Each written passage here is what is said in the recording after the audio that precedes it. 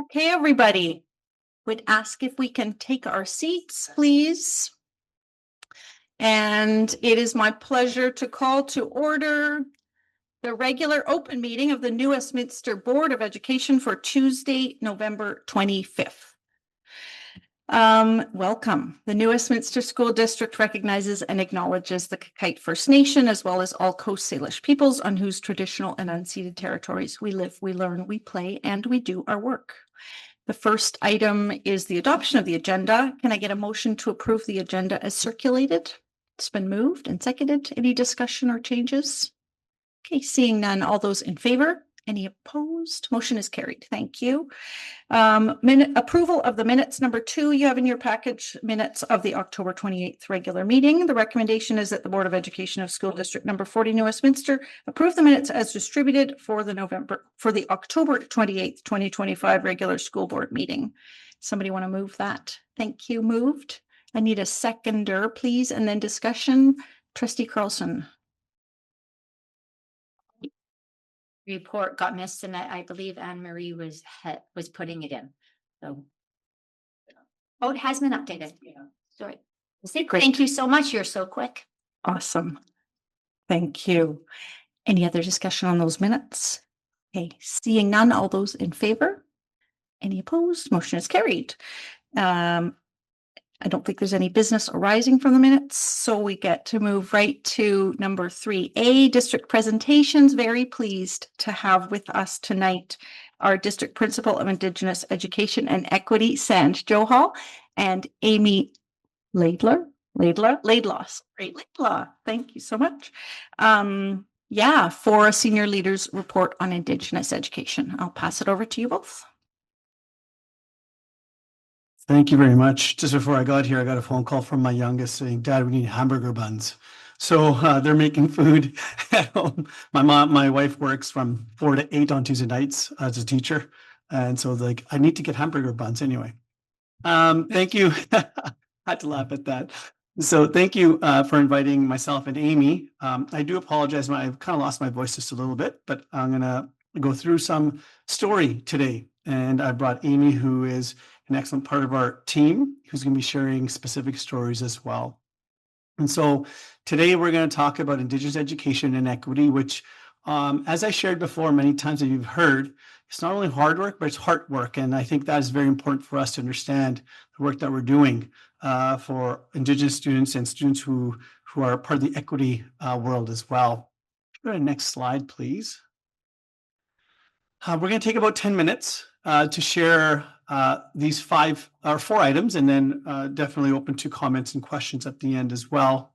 And as I shared before, I sit here in front of you, but I will say thanks to Amy as well as our rest of our team. They are the true hard workers who are working with students in the school. So I do want to acknowledge all of them as well, including Kai, who's not here today, but Kai also is an important part of that team.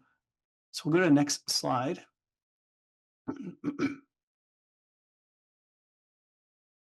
All right, so our story. We're going to talk a little bit for the first part. I'll share about the team and our plan and highlight a few key items as well.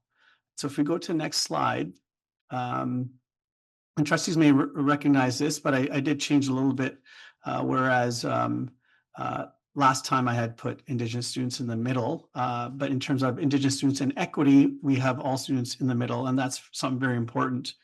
And if you notice, for other members in the gallery, we have 4 key areas that support students. The strategic plan, which is our new plan, 5-year plan, which really helps and anchors the work that we do.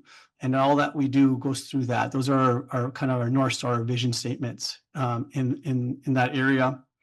Then on the right, we have the FESL, which is, yes, we are a district and education system that has a lot of acronyms, but that's our FESL document, essentially is our framework for enhancing student learning, which is our data, which talks about, not only highlights the strength, the goal of our goals, but also talks about some of the areas that we need further work in.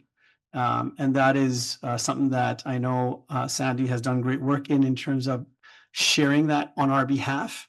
But that being said, that is a very important document that holds us accountable. At the bottom there is the First People's Principles of Learning, which was written by Finesk several years ago, and some that Amy and I have talked about as well. But that is also anchored throughout our curriculum in our schools, which keeps us grounded. And finally, which I'm going to talk a little bit more about, which is on next slide, is the department plan. So if we go to the next slide, and I'll kind of get this, we're going to talk a little bit about story. Oh, sorry, it's a team first. I apologize. Sorry. So the team. So I felt this is really important. I use the inverse triangle, and the reason being is we tend to put the district lead at the top, and I didn't feel comfortable with that. So I think I'm kind of at the ground level at the bottom. I really wanted to highlight Amy, Kai, as well as our other team members. So I just want to make sure I do highlight Ashley, Sierra, Jasmine, Laura Lee, and Sherry, who are the Indigenous support workers. So like I said before, even though I'm here with Amy, there's a number of people behind us and alongside us that are doing all this work. And I think it's important to recognize them. If you go to the next slide, which is a department, yes, that's the plan. So our primary goal this year is to enhance cultural safety and belonging in schools.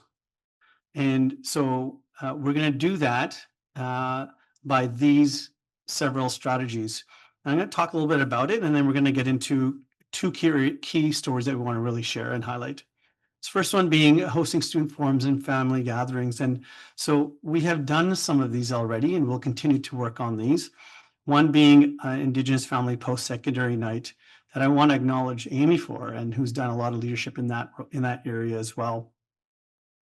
We're also working with Student Voice. And so I'm actually heading to Coquitlam to learn more about how they include Indigenous student voice, because I know there's other great things happening in other districts, and we can use those and utilize that information as well to bring it back to our school district.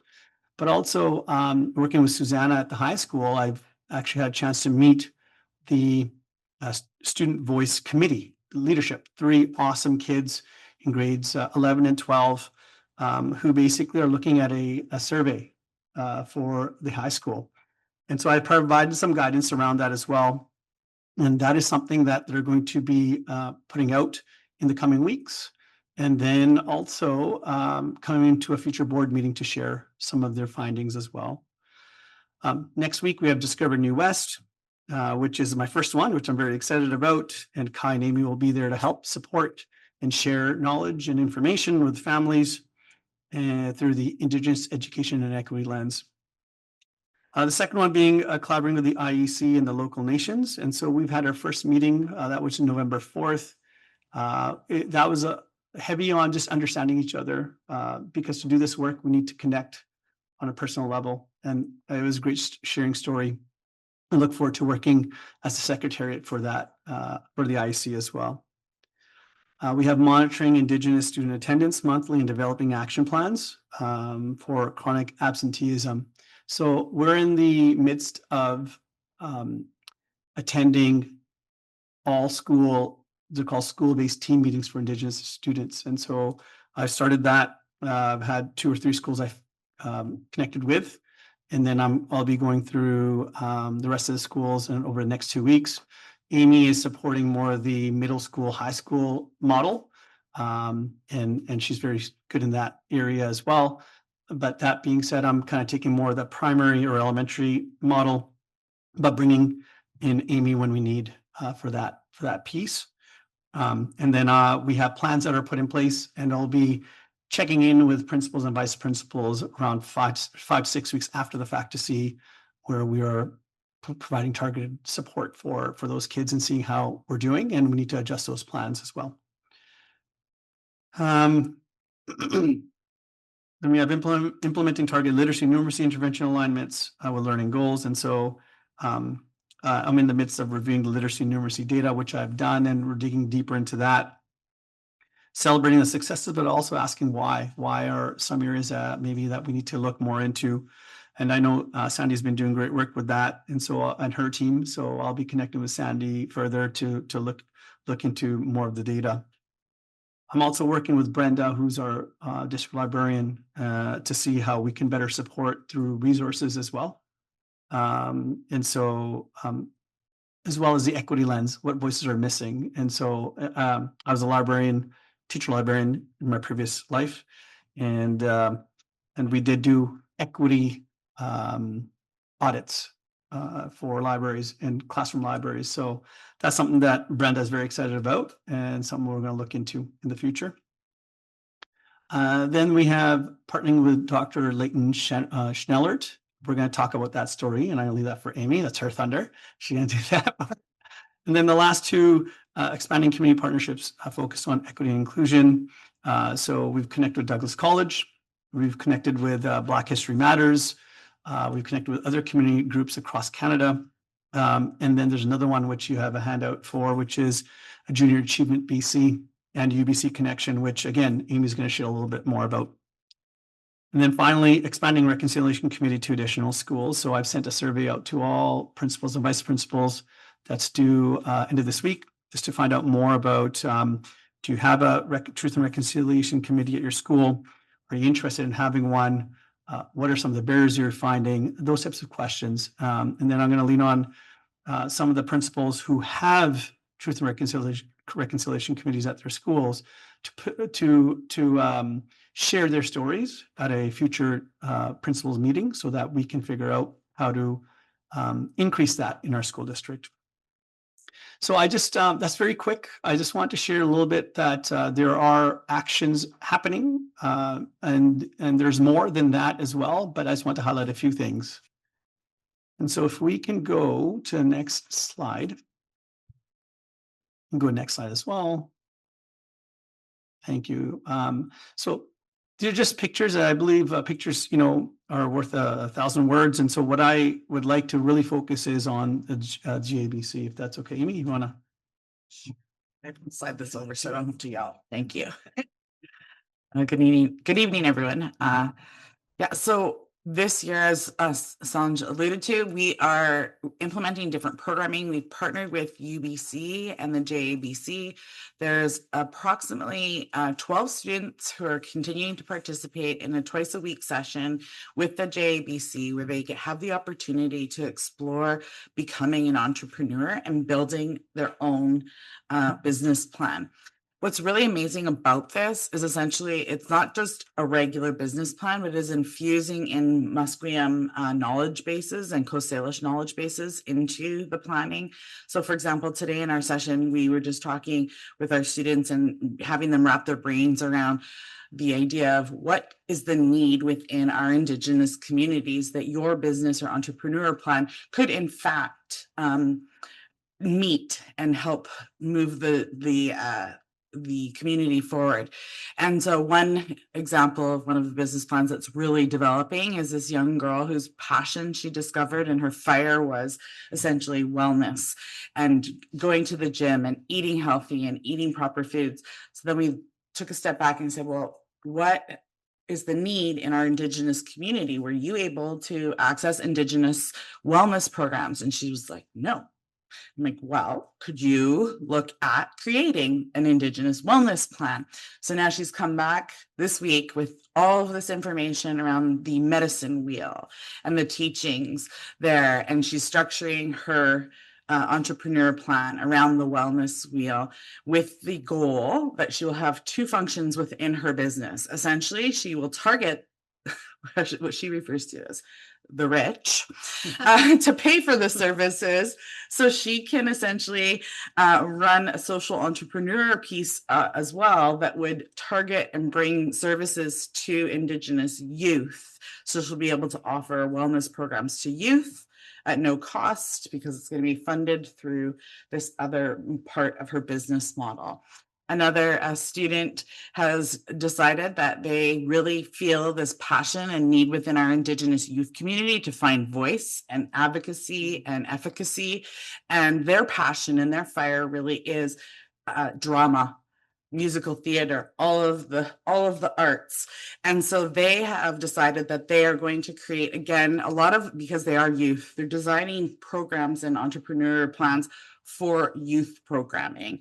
So they've decided that they're going to design a drama program, an after school program that they're hoping to be able to access grant money. They've done some research in order to service our youth community. With this program, what's great about it is that they get to come back next year with their same business model and plan, and they get to scale it. So let's say we've started with this youth program within the school. Now, how are we going to what is the next step for your program? What is the next step? So a lot of the youth that are participating are in grade 10 and 11, so they will be able to continue this forward in the years to come. The other pictures that we see up there, I'll just allude to them a little bit, because one of the other parts of the programming that the kids have really expressed they'd like to see more of is like cultural teachings, and the pole raising is a prime example of, I should say reawakening of the pole by Squamish Carver Halacton is a prime example of the school kind of moving forward with bringing different cultural activities and ceremonies into the space. This was shared with the entire school population via video. There was lots of discussion around, will this pole be safe? And should we put a gate around it? It doesn't need it. The kids, because of the way ceremony is carried out, the messaging that was given, and the respect that they have for wanting to learn more about Indigenous culture at its core, they admire this. It is well respected. There's never anything like garbage around it. There's never anybody bumping into it. It's really a beautiful, beautiful piece within the school. And the kids are all looking forward to learning and seeing more of that coming into their space. So we will be doing that this year as well. Next slide. Next one. We'll talk about that. Yeah. All right. So last year we started a series with Dr. Leighton Schnellard around equity and Indigenous ways of knowing being woven together and interconnected. We felt that it was really important for educators to understand that these two pieces don't walk separately, but they walk together in order to assure them that they're on the right path and that the work that they are doing is valued and it is culturally relevant and responsive to the students across this district. So we've carried this forward again this year. Last year we targeted just middle school. This year we've kind of opened it up to a broader audience of the whole district. And we again are focusing really on bringing in this idea of agency, sense of belonging, and efficacy for our students of all ethnicities and races. We believe really firmly and strongly that the heart of Indigenous ways of knowing is the way forward for all of our learners to feel that sense of pride. It's really embedded within the First Peoples principles of learning. It's embedded within the 4Rs, which we'll see in another slide moving forward. And so we currently have about 28 participants after school. We are using the Pedagogies of Voice by Shane Saphir as like a guiding principle. Plus, there's a lot of practical applications in there that teachers are really wanting in order to go back to their space and try something new and move forward. One of the large practical applications we've used is Circle. We've seen really profound impacts within the high school setting with these circles. And I know I've shared this story a few times, but there were two gentlemen who were sitting next to each other in a circle that I was helping the teacher facilitate. And we just asked some very basic questions. What is your name? Where are you from? And if your name has meaning, where does that meaning come from? What can you explain a little bit? Well, two boys sitting next to each other, never had spoken to each other, but they're in the circle. And one says, I am Joe, and I'm from Mexico. And I was named after my great-great-grandfather, who was a revolutionary leader during the Mexican Revolution. And the boy sitting next to him goes like this. He kind of gives him this weird side. He goes, I'm John. And I am from Cuba. And my name comes from my great-great-grandfather, who was a revolutionary leader during the Cuban Revolution. These two individuals who had never had conversation with each other are inseparable. I see them everywhere together, sometimes on the soccer field when they should be in English, but that's okay. But it has provided this sense of belonging, sense of connection for so many of the students within the high school. And it's a really powerful moment. And I know we have 10 minutes, so I'm gonna try to keep my story shorter. We could go to the next slide. One more, please. There you go. Thanks to you. Mhm. Yeah. We spent a long time last year and the year before constructing the framework for equity in this district. The framework really is connected to both Indigenous ways of knowing and principles of equity, and this image really beautifully summarizes that. At the root of the tree, you see that there are restorative practices, cultural humility, and healing-centered practices that are at the forefront. We know that these are the practices that need to be carried forward in our district in order to bring a better sense of community, a better sense of success, and allow for students to have that relational connection within the buildings and spaces that they exist in order to further their education. We also recognize at the top of the tree, we have 6 R's. And originally, the 4 R's were created by Verna Kirkness and Ray Barnhart, who were doing work in higher education. And they really did a vast amount of research around why students of Indigenous ancestry were not thriving in that setting.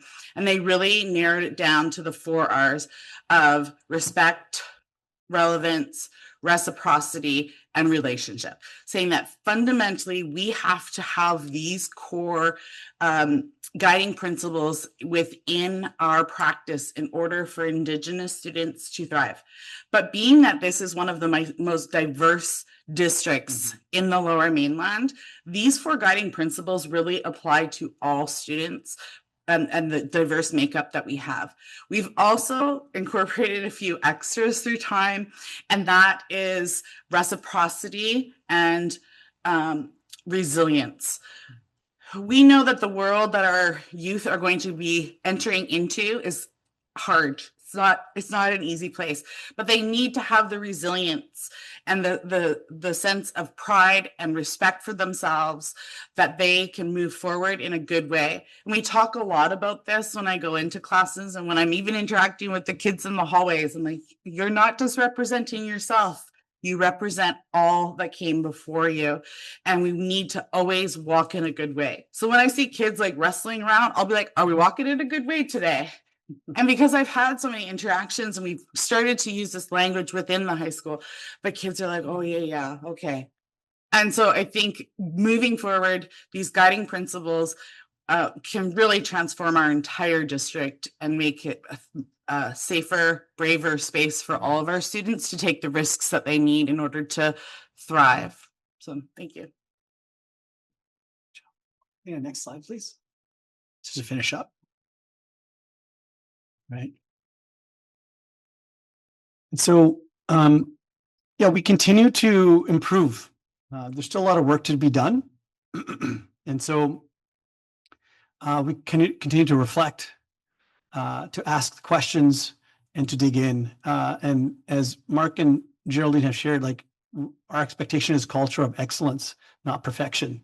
And that is very important to us. And so we will continue on celebrating the successes. We will continue to look at the barriers, and then we will continue to determine best next steps. And that's through this model here. And the last slide, I think. I like finishing, when I present, I like finishing up with this. This is a personal favorite of mine. It is a Punjabi phrase, which is nirbo nirvad, which means, again, go without fear and go without hate. And what we decide to do or what you decide to do is your decision, but we will continue on moving forward. So I just want to say thank you for listening, and any questions or comments? Thank you both so much. That was heartfelt and substantive and really encouraging. I know this is an area of importance to the board. I know it's a small student population and the numbers fluctuate, and there are also numbers that we look at closely and we fret about, and I know you care about deeply, and of course they're not numbers, they're our students. So thank you for coming in and fleshing that out even more fully than we've seen before, I think. And yeah, that's all very encouraging. I see a couple of hands, I think. Trustee Andres. Yeah, thanks so much for the presentation.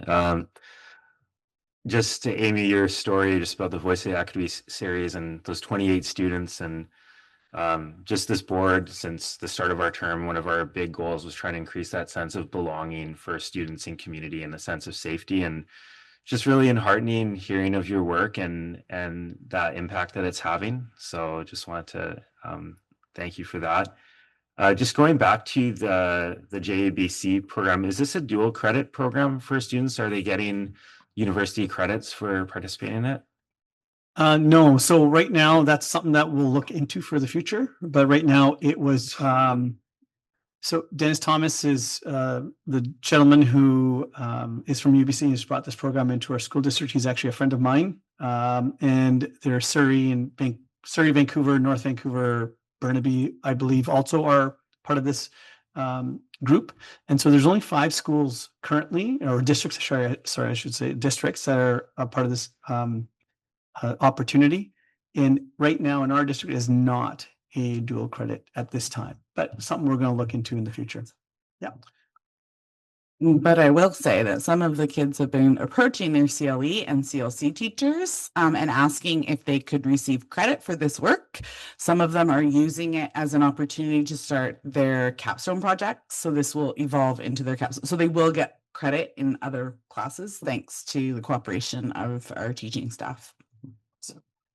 And if just one last question. So this is kind of a little more broadly, it was something that was mentioned before. The board funded like last year the grad coach role, but I understand it's kind of shifted a little bit this year. And I was wondering if you could just talk about that shift and just kind of what maybe what you're hoping to achieve with that shift. And I know it's a little bit on the spot, but I just, you can broadly talk about it.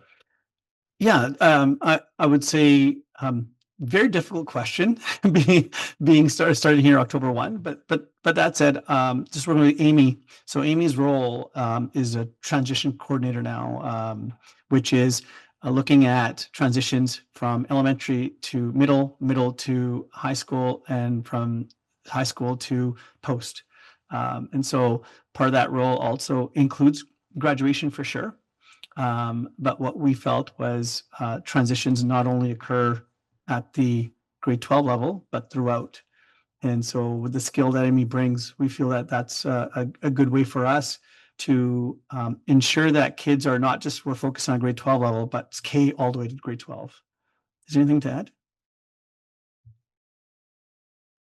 Some of the work that I do now within this transition role is also coming in and helping support school teams with action plans, connecting with families, connecting with Indigenous specific services, applying for Jordan's principal applications in collaboration with the families to provide that safety around some of the information that does need to be shared.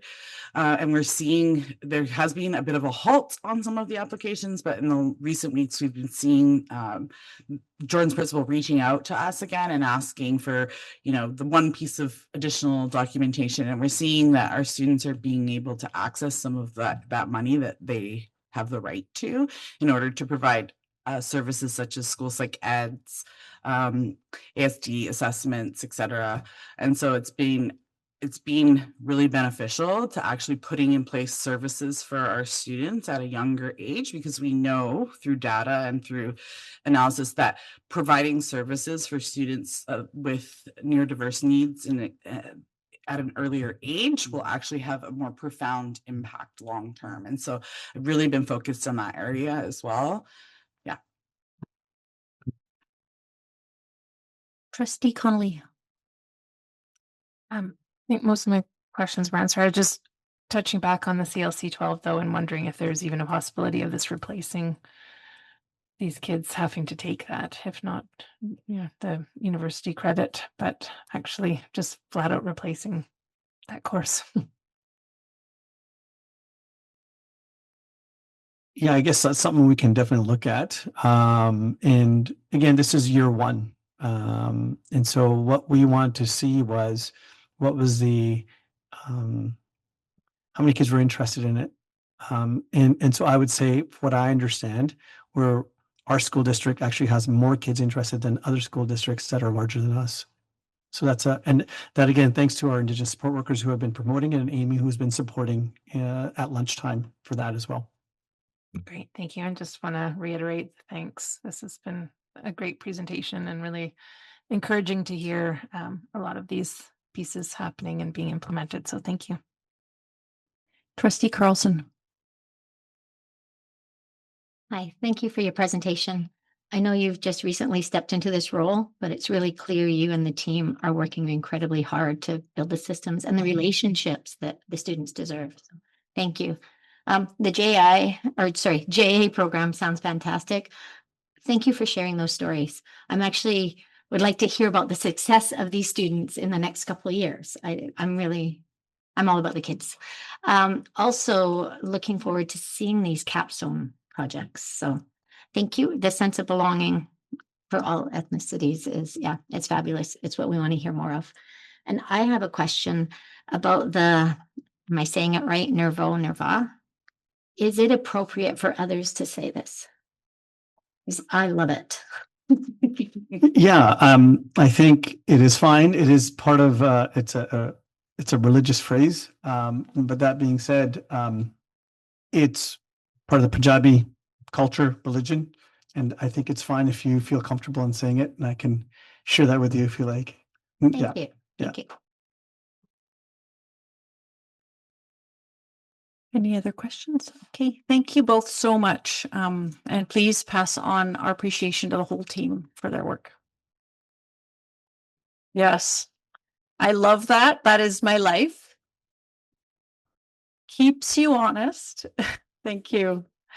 Okay, we do not have any delegations tonight. So the next item on our agenda is correspondence. And in our package, there's a copy of our board letter to the province regarding the importance of maintaining Queensborough school bus service to the high school. I can just by way of an update on that, I can say that I have met with two of our MLAs and followed up with some written briefing material to them to continue to press the importance, the urgency of continuing that service and getting some certainty for families.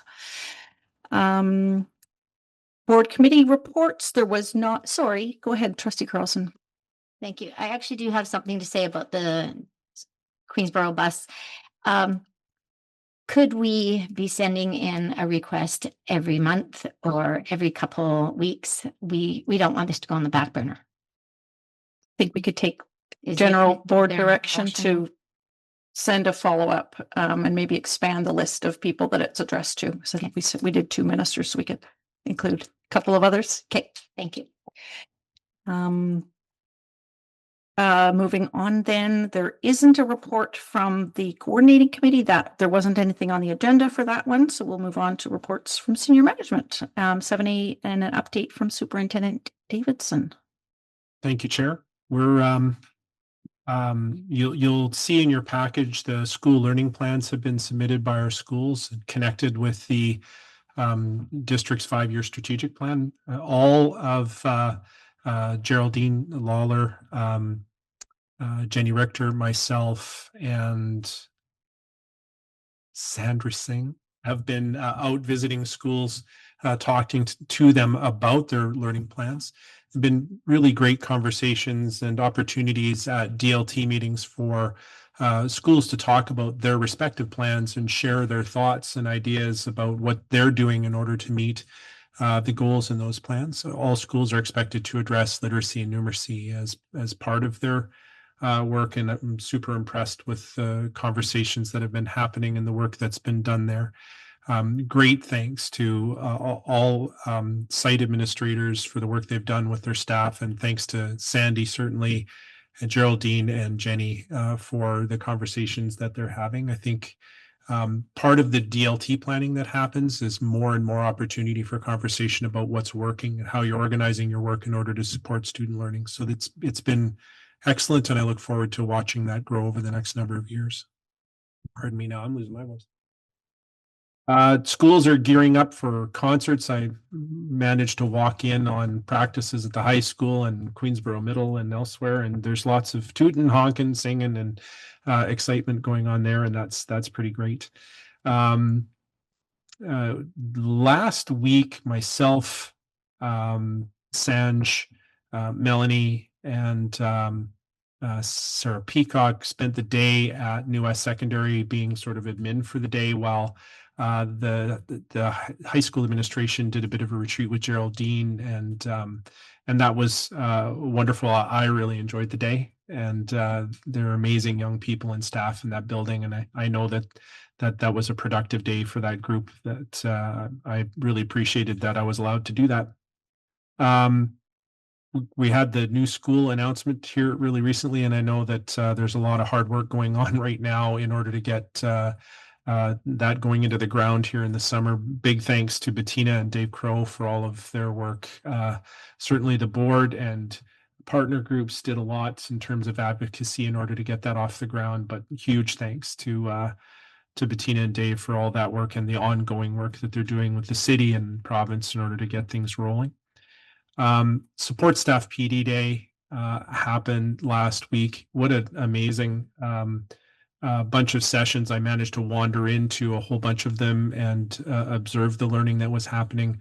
Huge thanks to Miriam and to Geraldine and to Kylie and to Anne-Marie and to all the folks on those teams who planned that PD. That was really great. I think the kinds of conversations that I got to have and that I heard happening in the hallways about the kids that we serve and how we serve them together was really, really great. Melanie came up to me and said that someone had said to her a frequent thing that she heard people say to each other before, after, or during hugs was, "I miss you." People who work together in one school and have gone to other schools, and I think it's pretty great when people have the opportunity to come together and see people that they care about who work in other schools, and be reminded that we share our community and share our kiddos, and that's a pretty wonderful thing. Thank you, Chair. Thank you very much. I see if you could, Associate Superintendent Lawler. I just too would like to add to that, as Mark thanked the learning team, but I also want to acknowledge that when we were doing the planning for the QP Day, we worked with Carrie Andrews and Lee Loeffner and Lisa Wu. So it truly was a partnership, and I want to acknowledge them too. Thank you. Trustee Connolly. Just had a quick question around the school learning plans. Are they're going to continue being on the website then as well? Okay. Yeah, you bet. Just as the past. Now, one of the things that we've talked about in our individual school conversations that those plans are living plans.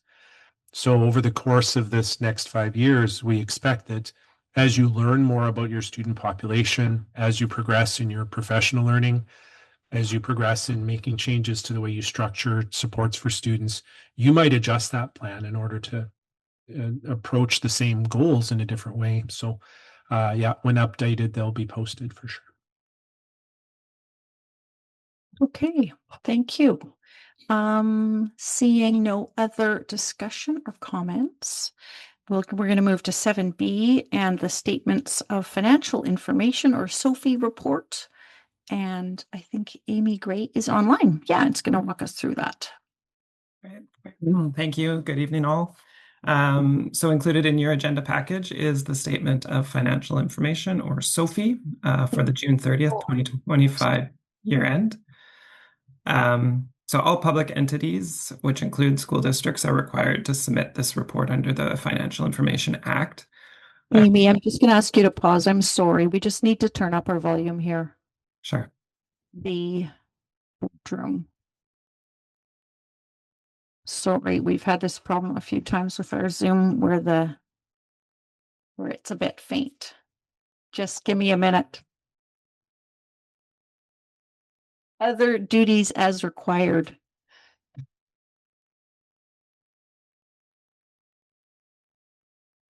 Amy, can you give that another try? Can you hear me better now?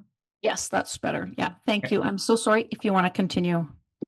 Okay, so the purpose of the SOFI report is to ensure transparency and accountability in the use of public funds as a school district.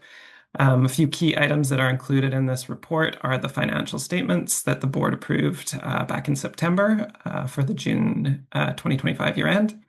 Also included is a listing of district employees who earn over $75,000 in the school year and the expenses paid by the district on their behalf.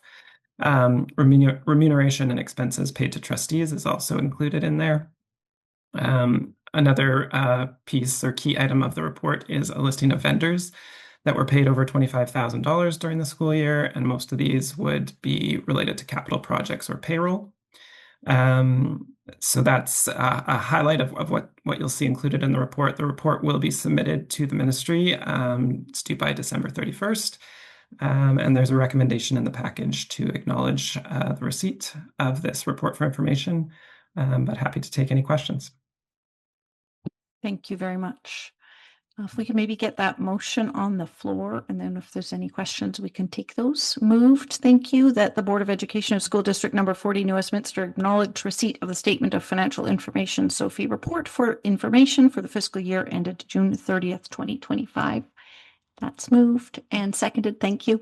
Any discussion or questions for Amy?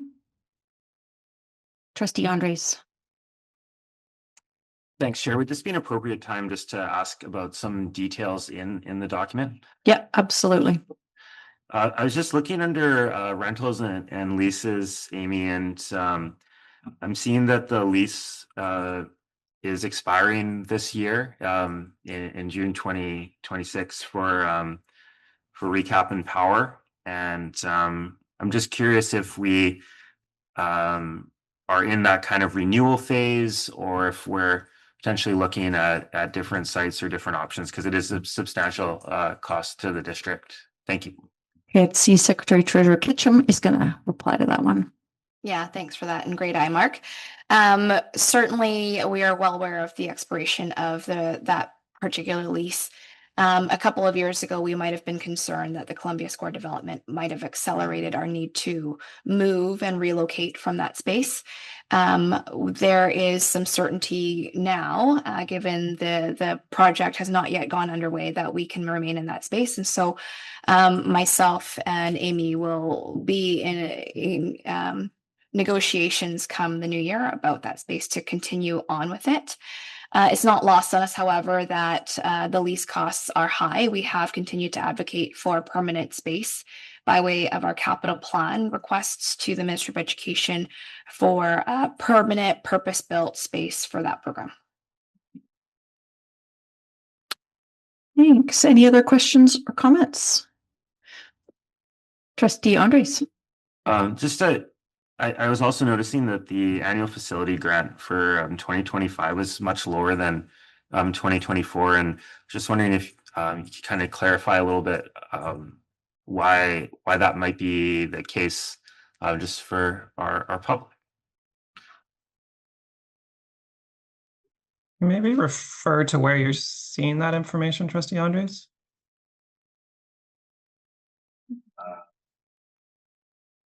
Page 50. Page 50.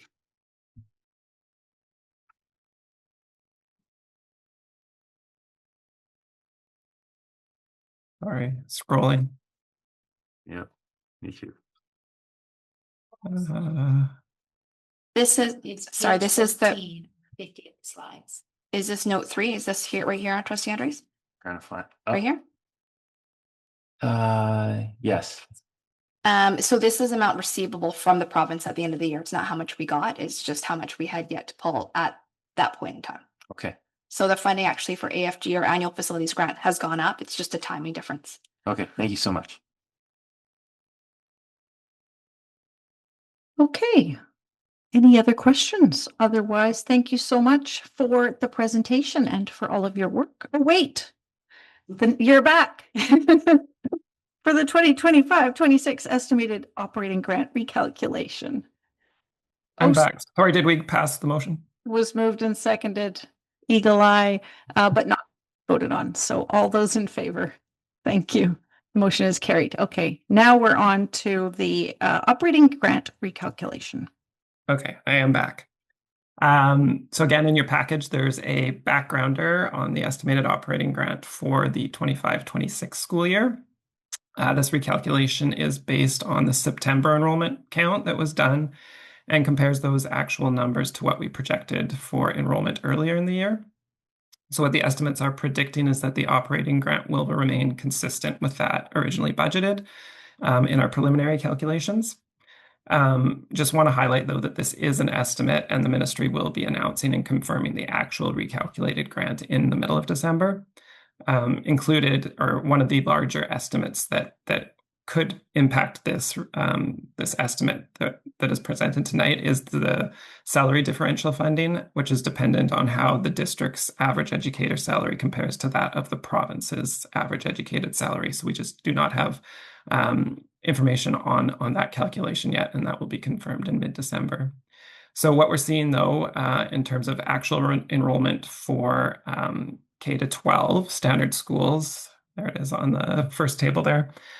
Schools enrollment is up 38 FTE over last year. However, it's 114 students less than our original projections. So the district's still realizing growth, however, at a slower pace. So what this translates into is about $1.05 million less funding than we expected.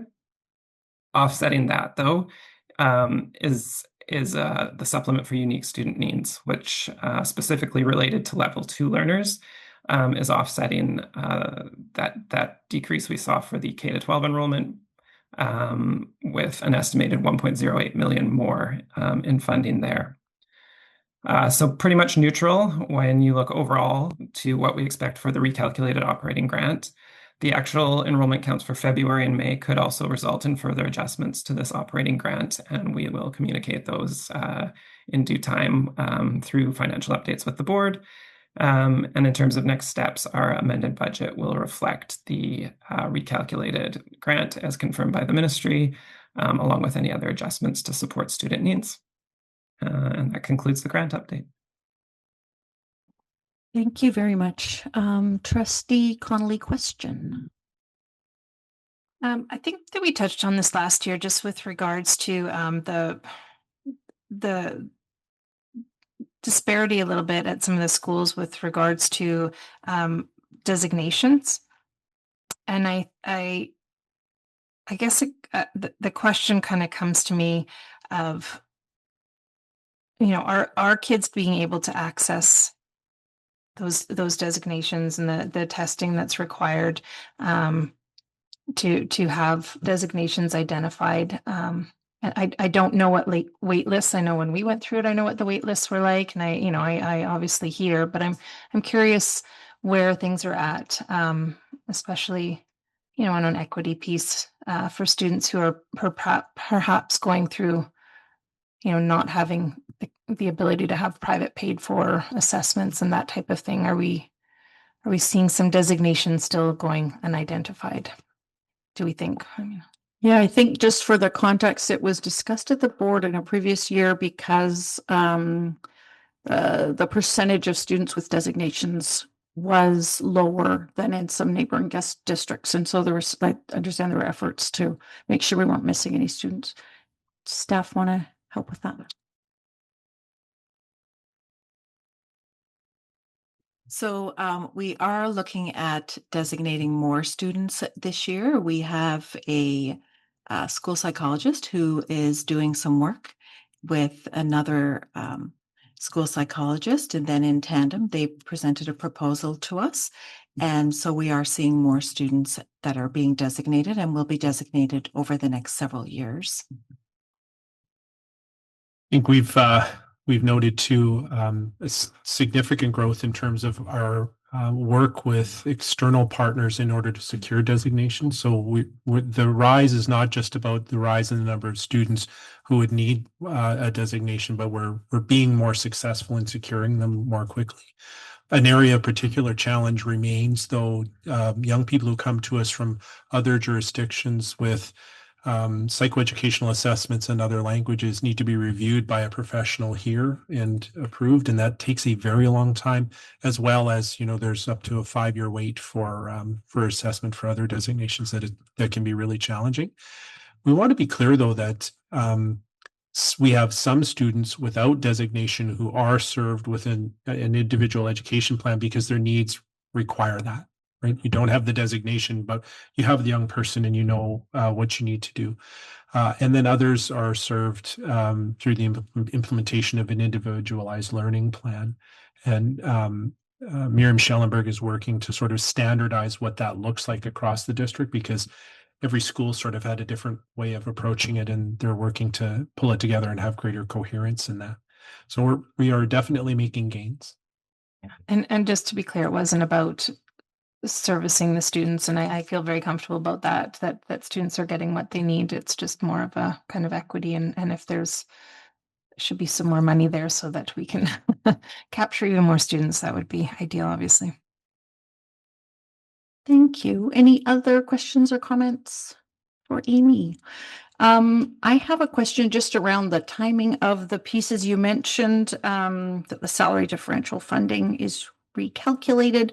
I'm curious if you could kind of remind the board or Secretary Treasurer, just what are some of those other budget assumptions that unfold before the budget's adopted? I would say that the other budget assumptions are more related to costs, the cost side of how people are going to expend various budgets that we set aside.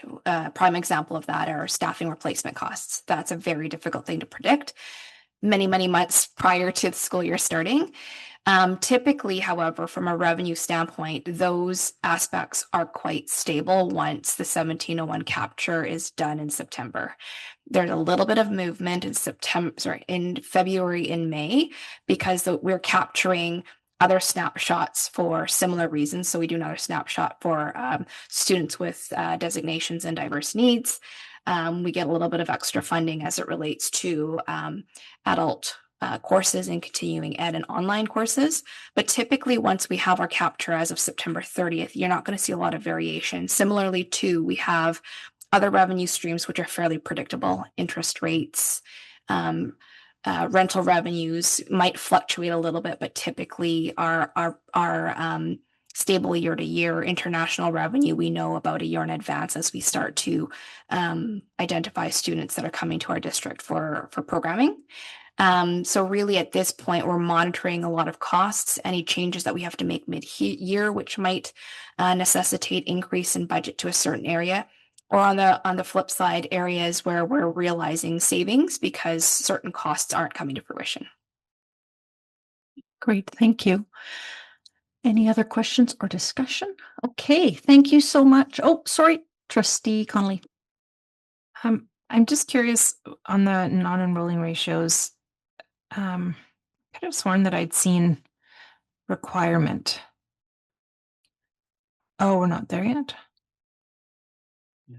Got it. Thank you. Jumping ahead. Okay, pressing on then. Thank you to the Assistant Secretary Treasurer for joining us and for all of that work. We are on then to an enrollment and staffing update from Executive Director Weston and Associate Superintendent Lawler. Thank you. I'll start, and then at another point, I'll turn it over to Robert Weston. So this report provides an overview of enrollment and staffing. You see that we have 2 years represented, this year and last year, across schools and programs and staffing categories. Enrollment growth, as Amy Gray noted, overall is modest. We are continuing to grow, but it is at a slower pace than last year. We are seeing growth in several schools, with the highest growth being at Fraser Middle, where we're up approximately 26 FTE. At Squowich Elementary, we're up about 24, and Connaught Heights, we're up about 18. Notably, all 3 of our middle schools are experiencing increasing enrollment. While we have some schools that are showing declined enrollment, so Lord Tweedsmere down about 33, Herbert Spencer about 32, and New Westminster Secondary about 13.6. Alternate programs do show a slight decline. However, it's important to note that these programs do have continuous intake throughout the year. And so numbers are expected to increase as we move forward and address student needs.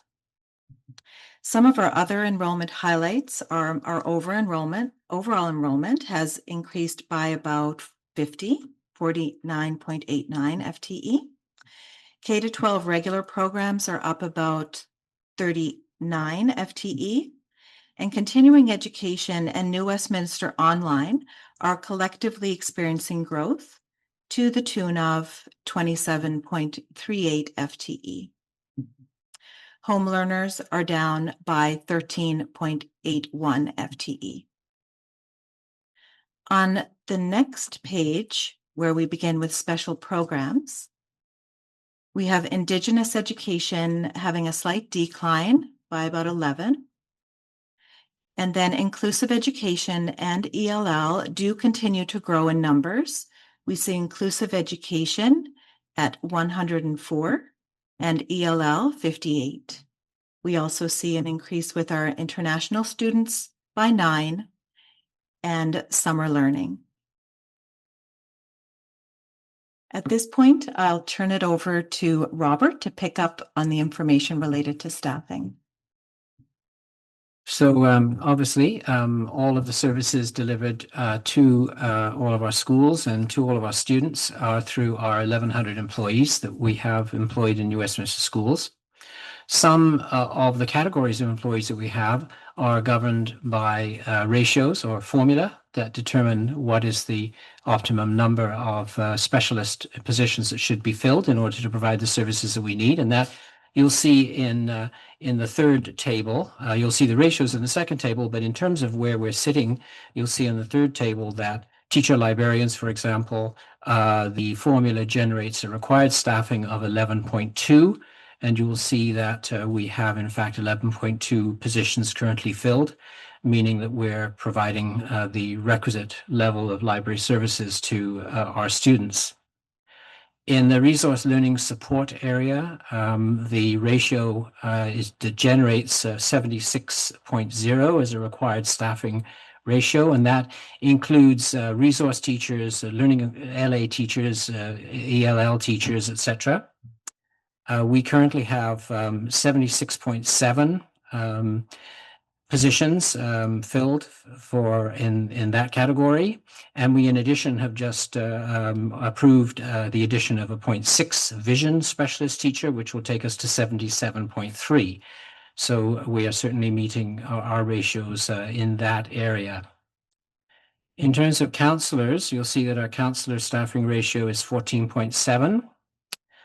We currently have 17.3 with an additional 0.4 counseling services being provided by a VP, vice principal. We've added an additional 0.4 to NWSS, and so that takes us actually to 17.7 in total, which is above the 14.7 that is required.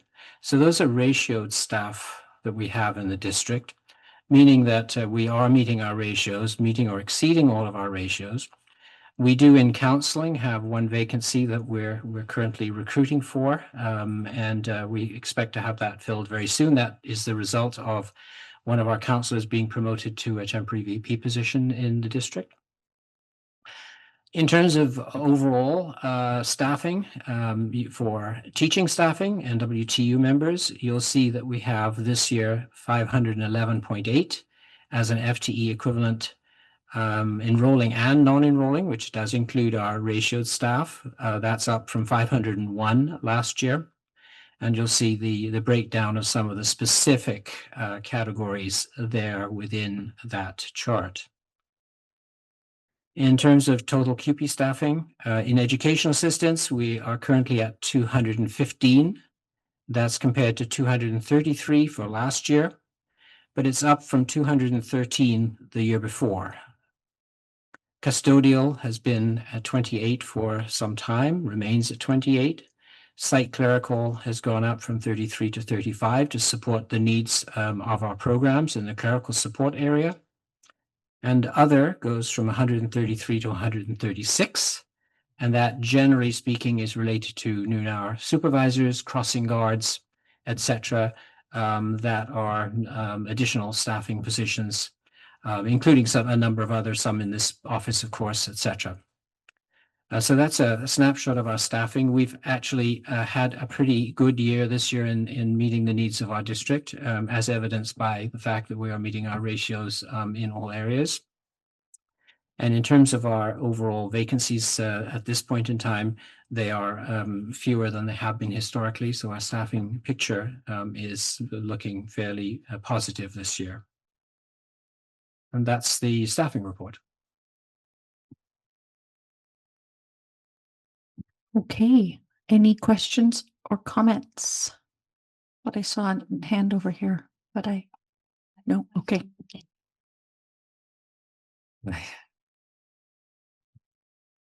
Trustee Connolly. Sorry.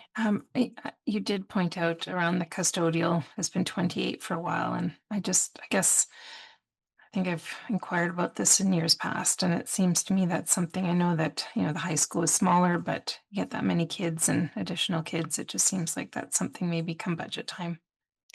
Maybe something we could address. I don't know. There is a formula that is used for custodial, establishment of staffing for custodial. And as you note, it is impacted on the one hand, bringing on new facilities, but newer facilities have lesser cleaning requirements than older facilities. And so the formula is applied each year to take those into account to establish what our staffing needs would be. And many of our custodial staff work in 1 or 2, sometimes 3 locations. And so it's maximized and optimized by ensuring that movement is accomplished as the need be for the specific needs of that facility. Great. Thank you. Any other discussion or comments? Okay, seeing none. Thank you so much, Robert. Great, completely lost myself suddenly. Board authorized courses. We have 2 new courses that the Associate Superintendent is bringing. Thank you. I'd like to give you a overall summary of each one of these 2 courses that have come forward. So the first one is Forensic Sciences 11. This is a grade 11 elective course designed to provide students with practical applications of biology, chemistry, and physics through the lens of forensic investigation. It emphasizes scientific techniques, such as those used in crime scene analysis and law enforcement. It's a 4-credit course. It involves 120 hours of instruction, and it has prerequisites Math 10 and Science 10. The course aims to move science learning from abstract theory to real-world application by engaging students in hands-on activities, simulated crime scene investigations, and case studies. It fosters problem solving, critical thinking, and inquiry-based learning while introducing potential career pathways in forensic science as well as law enforcement. Key components of the course include evidence collection, documentation and preservation, analysis of fingerprints, DNA, blood patterns, fibers, and impressions, use of the scientific method and technology in crime scene reconstruction, as well as ethical, cultural, and legal considerations, including Indigenous perspectives and historical contexts. The instructional approach will involve inquiry-based learning, lab experiments, multimedia resources, and authentic assessments such as solving and creating crime scenes. This course aligns with the BC curriculum goals. It integrates the First Peoples principles of learning, and it emphasizes cross-curricular connections between science and humanities. So cool. Any questions about this one, trustees? Okay, great. Do you want to tell us about the second one? Okay, the second one, the name of the course, and my apologies right out the front, is Musique et Culture Francophone 11. This is an elective course for grade 11 French immersion students, combining music performance, cultural exploration, and language development through Francophone music. It is a 4-credit course, and it involves 120 hours of instruction. The course is designed to strengthen French language proficiency and cultural literacy among grade 11 French immersion students by leveraging the universal appeal of music. Through active engagement in performance, composition, and analysis of Francophone music, students deepen their understanding of linguistic nuances while exploring diverse cultural identities and historical contexts. The course fosters creativity, collaboration, and self-directed learning, ensuring students develop both artistic and communicative competencies. This course supports BC Ministry of Education goals and embeds First Peoples principles of learning and Indigenous perspectives. Key components of the course include students engaging in performing, composing, and analyzing Francophone music. They'll use digital tools to support self-directed learning and creativity. And the course also explores cultural, historical, and social contexts that shapen Francophone music. Neat. Thank you. Question, trustee Sluse. Maybe not so much a question, but just two great reasons to have a big high school. You know, sometimes we get concerned about how big is too big, but these course offerings are pretty incredible, and I would guess that there aren't a lot of schools in the province that can offer something like this. Now, when we offer courses like this, and they're quite well, forensic science, I'm sure will be very popular. The music may not be quite so, but still fills a really important learning opportunity. We don't run them if they're not full, right? That's correct. Okay. Yeah. Thank you. Fully in support of both of them. Okay. Trustee Dallowell. Unrelated to these courses, our previous SPA courses, are they all still standing, or have any of them, have we removed any of them? That's an excellent question. We are starting to look at the course catalog, and that will happen over the next month or so. And I'll be able to actually provide you a more fulsome answer then. Okay, I'm not seeing any more questions. The recommendation then before us is that the Board of Education of School District Number 40, New Westminster, approve the board authorized course for the 2026-2027 school year, Forensic Sciences, grade 11, and Musique et Culture Francophone, grade 11. Somebody want to move that? Moved and seconded. Any further discussion? Seeing none, motion to, all those in favor? Any opposed? Carried. Thanks. 2 kids in French immersion. I tell you, gotta fake it. Next up, we have a new administrative procedure, 168 on unexpected health emergencies. Thank you. I'll be presenting this on behalf of our OHS officer. We worked on this collaboratively. It came about through a ministerial order that was directed to school districts at the end of the summer, so July 2025. Requirement to have an admin procedure or a policy. We've gone with an administrative procedure on or before December 31st, 2025, which is why you're seeing it here.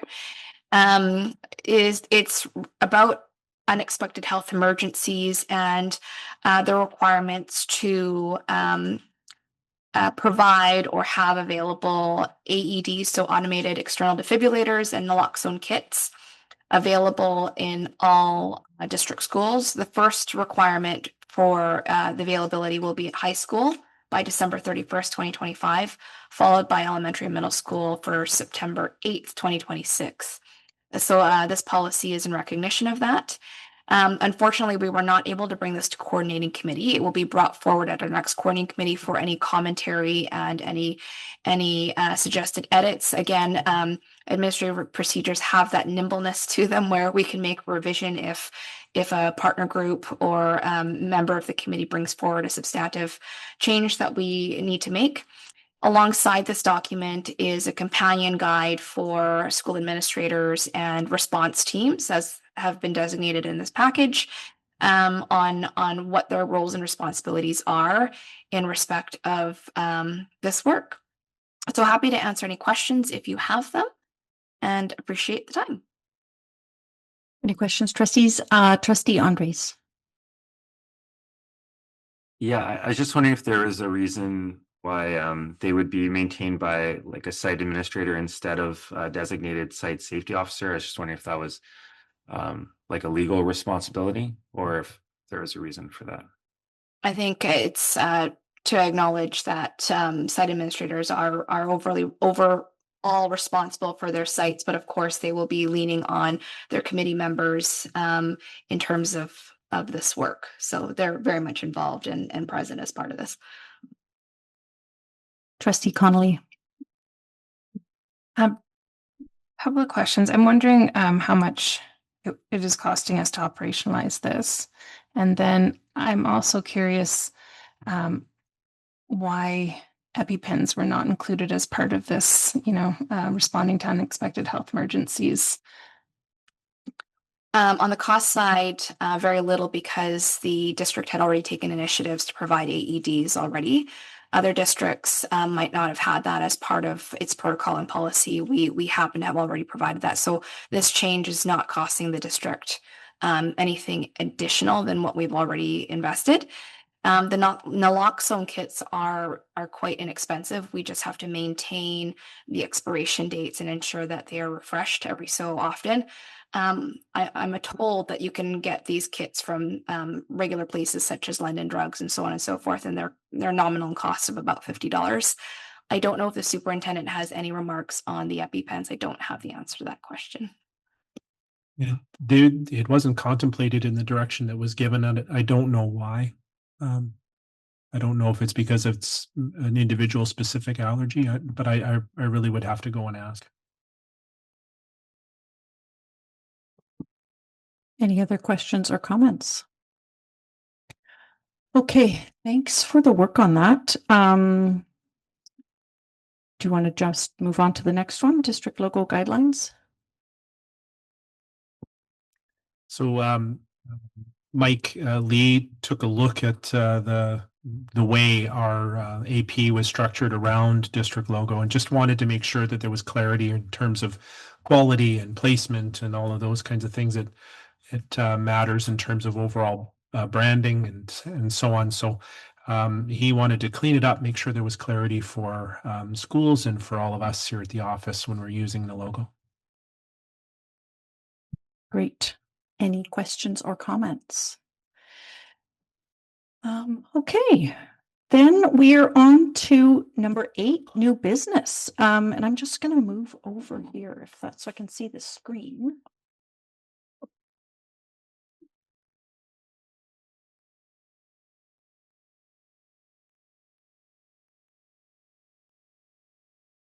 You just allow me a moment, I'll pull that up. Sorry, Maya.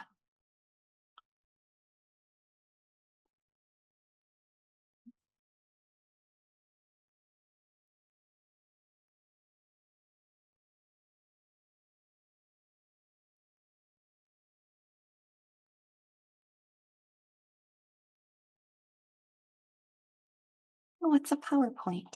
Yes, okay. Sorry.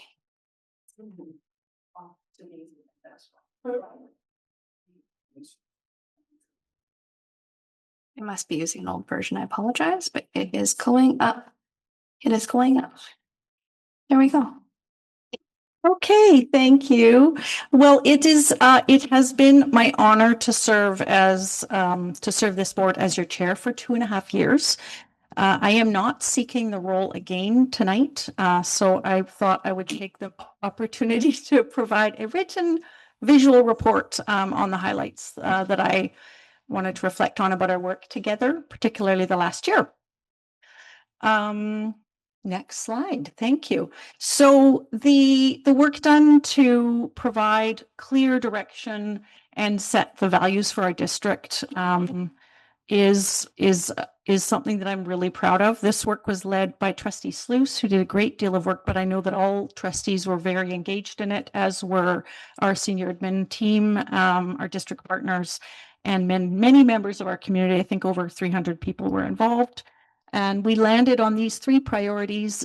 I think it's notable that at the board we were so aligned. We really landed on them together, and they were, a deep concern for the student experience, for cultivating systems of care and support, and in building organizational capacity with resilience and adaptability and for thriving school communities. I think it's a strategic plan that is really going to serve the district well for the 5 years ahead. Next slide, please. The joint advocacy that we undertook together, I think, was quite remarkable. You'll remember that in the previous year, we developed together a written advocacy plan. I think it was the first time I'd been part of a written advocacy plan. I'm really proud of the approach that we took when it came to implementing the plan in the past year.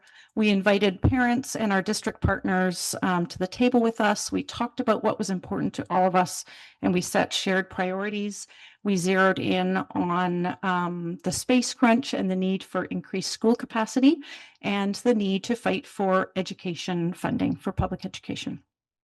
Together, we created fact sheets. We could equip people to join us in that advocacy. And we went as a joint delegation to Victoria, which was really, really a neat day. And you see us all there. Next slide, please. Just a sense of some of the meeting. There was a few meetings that we held. And I will say that I meet with these folks myself fairly not regularly, but I meet with them, the Minister of Education, the Minister of Infrastructure, Speaker of the House, our MLAs. But what was different was that all of the voices in our district were there together, and we were saying the same thing. It was really powerful. And they reflected back to us that they had actually never seen a district do this. And they were really impressed. And I think we had some impact. Next slide, please. That was part of our advocacy plan. There was other work unfolding to implement the plan. So I spoke up for adequate funding for public education. I did that in government meetings with our partners, with the public, and in several media interviews. We raised the importance of the cost of portables, and this was another piece that Trustee Sluice took on. We passed a motion together as a board. We took it to the BCSTA. That was passed there, and it was actually highlighted by the BC School Trustees Association in their annual budget submission and the written report that they put together.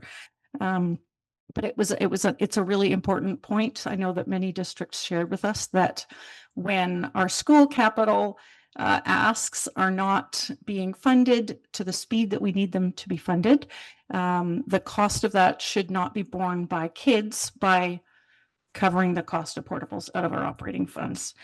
And we'll just continue, I'm sure, as a board to make that point. We raised the need for school-age childcare and asked the ministry for clarity on the district's role and also the long-term plan. What is the plan to fulfill the aspirations we all have for childcare? I had, as I mentioned, regular meetings with a number of elected people, these ones in particular quite regularly: Jennifer Whiteside, Raj Chauhan, Lisa Ministers Bear, and Ma. Also sent out invitations to meet with a couple of other newer representatives. MLA Cooner and MP Sawatsky. I was unable to connect with them. And I worked closely, as did many members of the board, with the BC School Trustees Association. And I would say that is a shift in the last couple of years, that our advocacy really does feel like it's aligned provincially, and that we're part of a provincial organization that shares our passion, I think, for public education. Next slide, please. We worked really hard to build the spaces that we need for this growing community. These pictures are a little out of date and I didn't get a chance to update them, but the Queen Elizabeth Elementary expansion is looking really, really good. In reality, it's kind of like that, just without the cladding, I think, and the windows, but the shape of this building, you guys, is there. Trustee Dhaliwal took a picture today.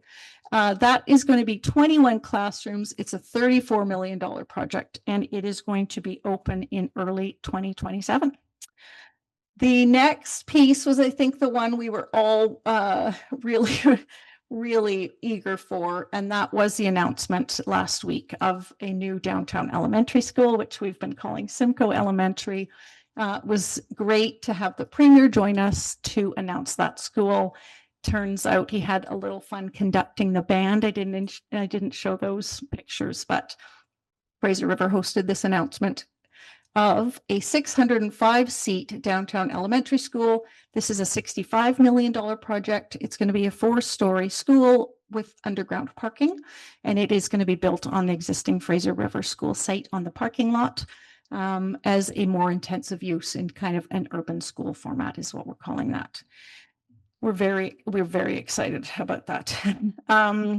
Next slide, please. Some of the other issues that came up that we raised were a couple of trustees raised concerns around traffic emerging from schools. We brought those forward and called for a review of traffic at all schools.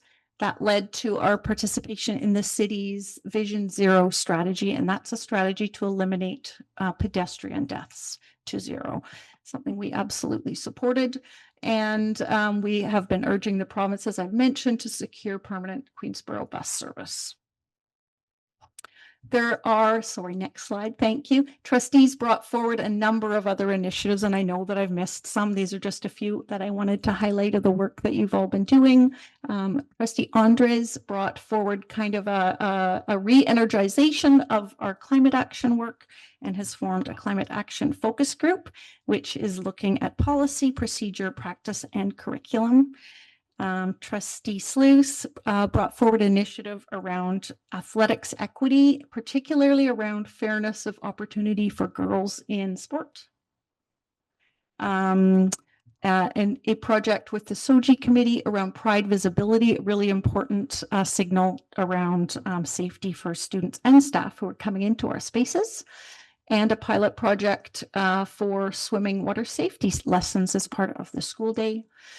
We talked about e-scooter safety, and that is work that is starting coordinating with the City of New West, and I think actually also the New West Police Department, which takes us to the upcoming MOU with the New West Police Department. It's a matter that the board discussed quite a bit, and that is happening with community voice, and that work is very near completion. I know we're looking forward to sharing that. There were a few other, next slides, please, sorry. Accountability and transparency was a theme that we addressed at the board. One initiative here was the creation of a new audit committee to add additional oversight and expertise to that work. We changed up our meeting formats with an initiative brought forward by the superintendent to add a coordinating committee.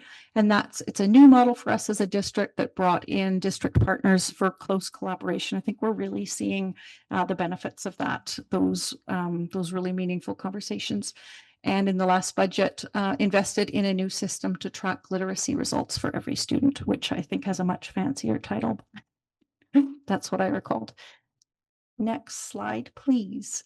There were some challenges and a tragedy that impacted us as a district because, of course, we lead through the times that are here. The Lapu-Lapu Festival attacks was a terrible tragedy. It really impacted our whole district community, the Filipino community, and took the loss of one of our staff. The cyber incident took the air out of our sails for a number of months. And yeah, there was a lot of work done to recover from that and to ensure the integrity of our systems going forward.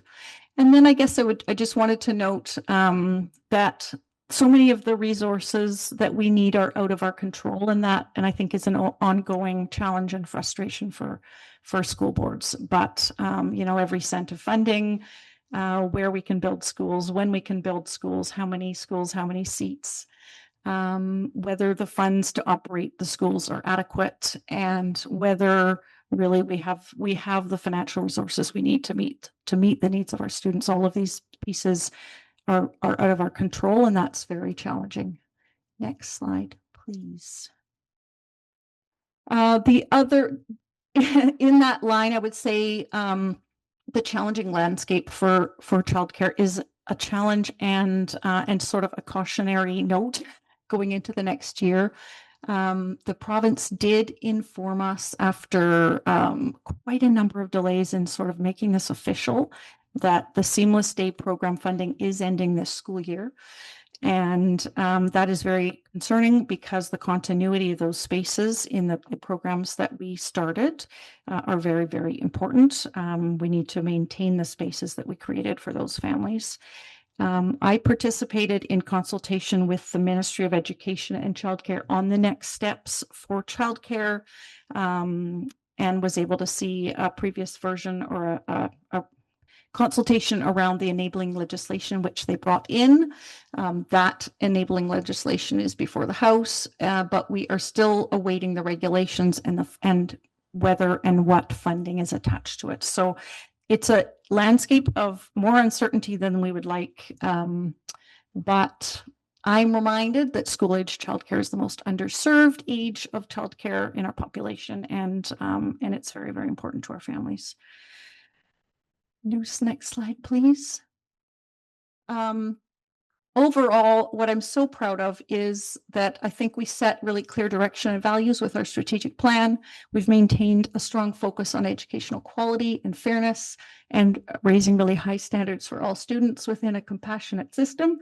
I'm proud of our senior leadership team. Oh, for Klimt as usual.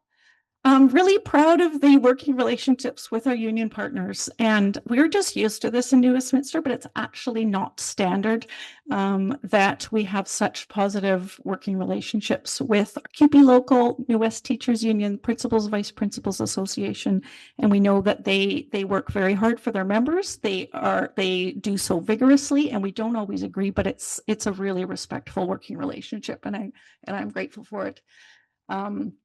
Along with that we have seen improvements in recruitment and retention of staff, which is so key to being able to deliver anything that we want to do. Our joint advocacy and the announcement of a new downtown elementary school.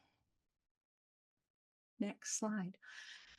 You indulge me in my outgoing thoughts on the year ahead, just that I urge the board to remain focused and disciplined, try to avoid distractions. I'm really reminded that we have to be transparent with our community, even when we don't have the answers and even when it's challenging. And that also, despite all of those constraints, people are counting on us to lead, and we need to do so. And people really do care about public education, and they do want to join us in that advocacy. And so let's keep doing that. Thank you so much. And with that, I move my report.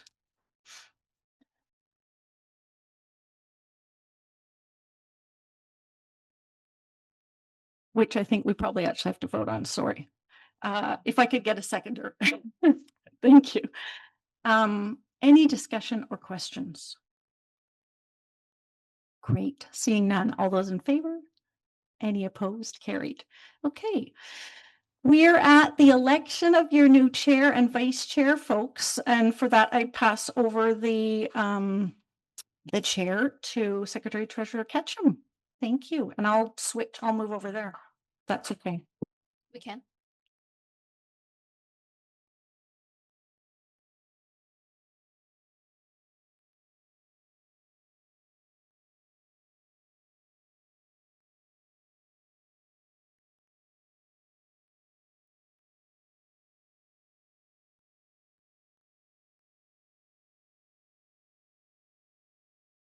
So as per board policy 7, every November we engage in a cycle of the election of a new chair, vice chair, BCSTA delegate, and BCPC delegate and alternate reps.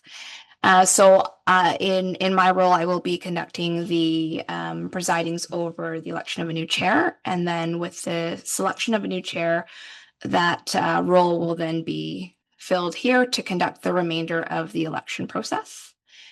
So with that, I will explain how we will conduct it. This has been the first time in many years that we've done so in person. And we have a new shiny box there to submit our ballots. So I will ask Anne Marie to please hand out the ballots. Each ballot has the position that you will be voting on. When I do a nomination, I will call for it 3 times. Those nominees will then be essentially the members that you would be putting the name down for in terms of your vote. You will be asked to place the ballot within the box, and I will ask Geraldine and Robert to serve as scrutineers. We will tally the votes, and we will announce a new chair. And that process will be repeated through the course of the other positions that need to be elected. So we'll just hand out the ballots, please. Oh, and do we have pens? Oh, there we go.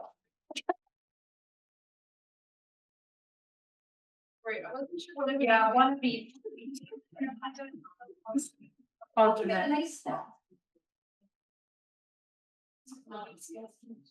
You need a pen. Yeah.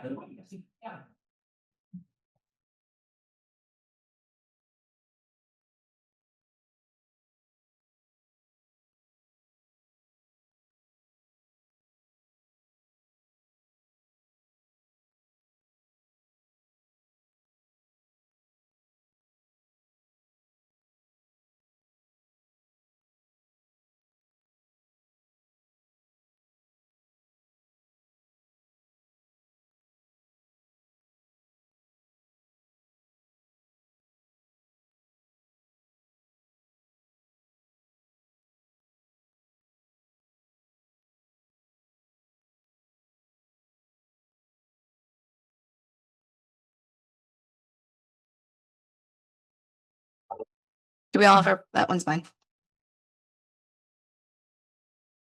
Okay, so we'll start with the position of chair.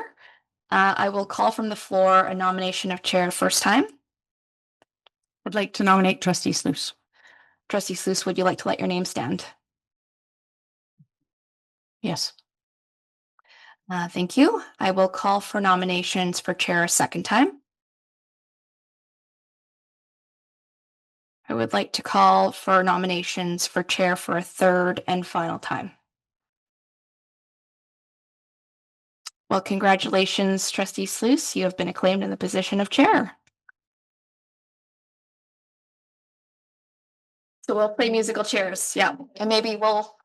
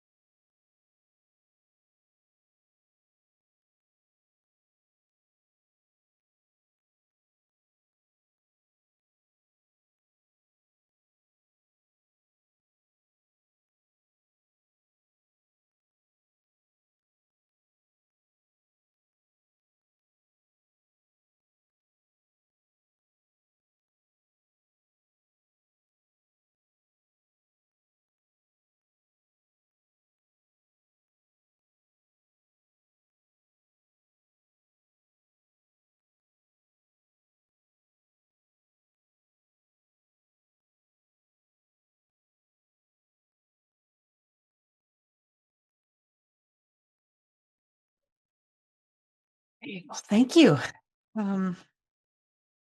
We will move on to agenda item 8C, which is the election of vice chair. And I will make the first call for nominations for the election of vice chair. Trustee Carlson, Nominate Trustee Connolly. Trustee Connolly, do you accept the nomination?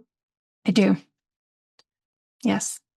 Like a second call for nominations for vice chair. Second call. Third and final call for nominations for the position of vice chair. Congratulations, Trustee Connolly. You're their new vice chair.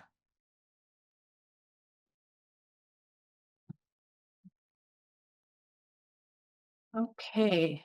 Item 8D is the election of the BCSTA Provincial Council Delegate. I'd like to call for nominations for the first time. Trustee Connolly. I'd like to nominate Trustee Carlson. Thank you. Trustee Carlson, are you willing to let that nomination stand? Yes. Thank you. Second call for nominations for BCSTA Provincial Council Delegate. I'd like to nominate Trustee Andres. Thank you. Mark, are you willing? Sorry, Trustee Andres, are you willing to let your name stand? I am. Thank you. Third and final call for nominations for the election of BCSTA Provincial Council Delegate.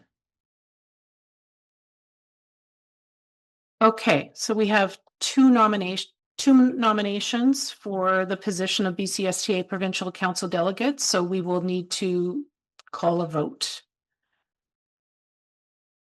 So find your BCSTA Provincial Council Delegate voting ballot.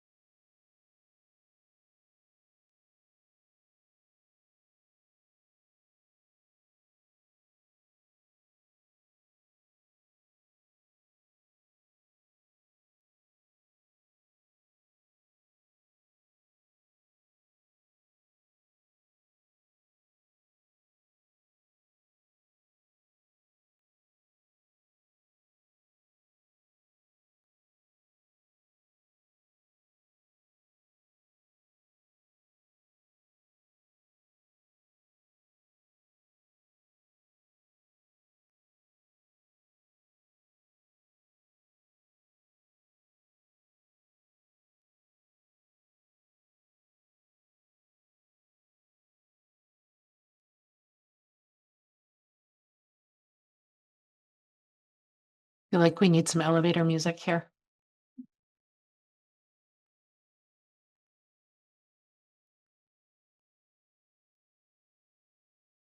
The position of BCSTA Provincial Council Delegate goes to Mark Andres. Congratulations. Thank you. We'll move on to the election of the alternate for BCSTA Provincial Council. I'd like to call for nominations for the first time. Trustee Carlson. I will nominate myself. I don't have to ask you if you're willing to stand then. Okay. Second call for nominations for Provincial Council alternate. I was going to nominate Trustee Carlson, but she beat me to it. Okay. Third call for nominations. Congratulations, Trustee Carlson. You will be the alternate. Moving on to agenda item 8E, the election of the BCPC representative. First call for nominations from the floor for BCPC representative. I have an email from Trustee Slynn indicating that he is interested in this position. So can I just put that on the floor? Okay, thank you. Call for nominations a second time. And a third and final time. Just a question. He has changed his job. He has indeed. Yeah, thank you. He's eligible. Okay, seeing no further nominations, Trustee Slynn will be our BCPC representative for this year. Congratulations. And our final election is for the BCPC alternate. I'll call from the floor for nominations for that position.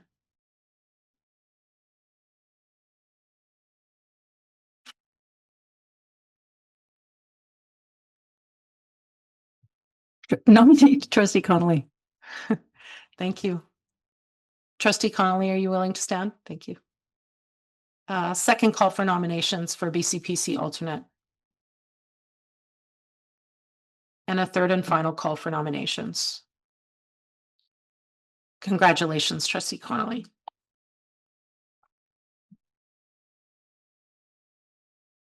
Just like to request a motion to destroy the ballots, please.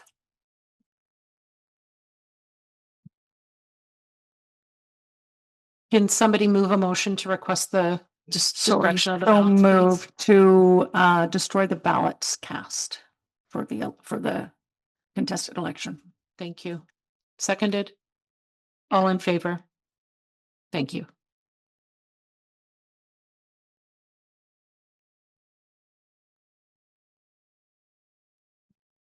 Hey, does anybody have a paper agenda that I can use? That's okay. Thank you. Moving on to agenda item 8F, the district school naming committee. Included in your board package is the AP that guides school naming. This AP outlines the process of naming a new facility that will begin as soon as possible once a project is funded. Following the announcement earlier this month of the new 605-seat elementary school, we will strike a naming committee. The committee consists of a trustee, a district Aboriginal coordinator. Do we need to update that with the current position? Probably. We can look at that. Director of instruction or associate superintendent, a PAC rep. And in this case, as it's a new school, I wonder if that's a DPAC rep. We can talk about that later. PVPA rep, QP rep, and NWTU rep, up to 2 Indigenous members, up to 2 members of the local community at large, and then up to 3 student advisory reps. The committee will recommend a plan for soliciting name suggestions from students, parents, staff, and the community for board approval. And then the committee will implement the plan, provide a short list to the board for approval. Final selection is made by the board in a closed meeting and then released to the public through a public board meeting. At this point, I would like to ask if any trustees are interested in being on this committee. Trustee Carlson? Yes, I sent in an email stating. Is there any other interest? Do we need a motion to approve the appointment of a trustee? Okay, but I understand that we will assume that it will be you then, trustee Carlson. Thank you for putting your name forward.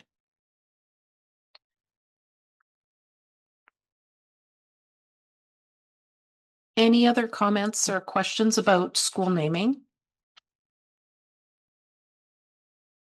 Okay, great. We'll move on to item 8G, which is literacy intervention costs. And this is a recommendation from trustee Connolly that's included in your package around tracking literacy intervention costs. Shall I get the motion on the table first? And then trustee Connolly, you'll speak to it? Okay, perfect. So the recommendation is that the Board of Education of School District 40 New Westminster will direct staff to, number 1, track by school and district-wide all costs associated with K-3 literacy screening and targeted interventions from September 1st, 2024 through August 31st, 2027.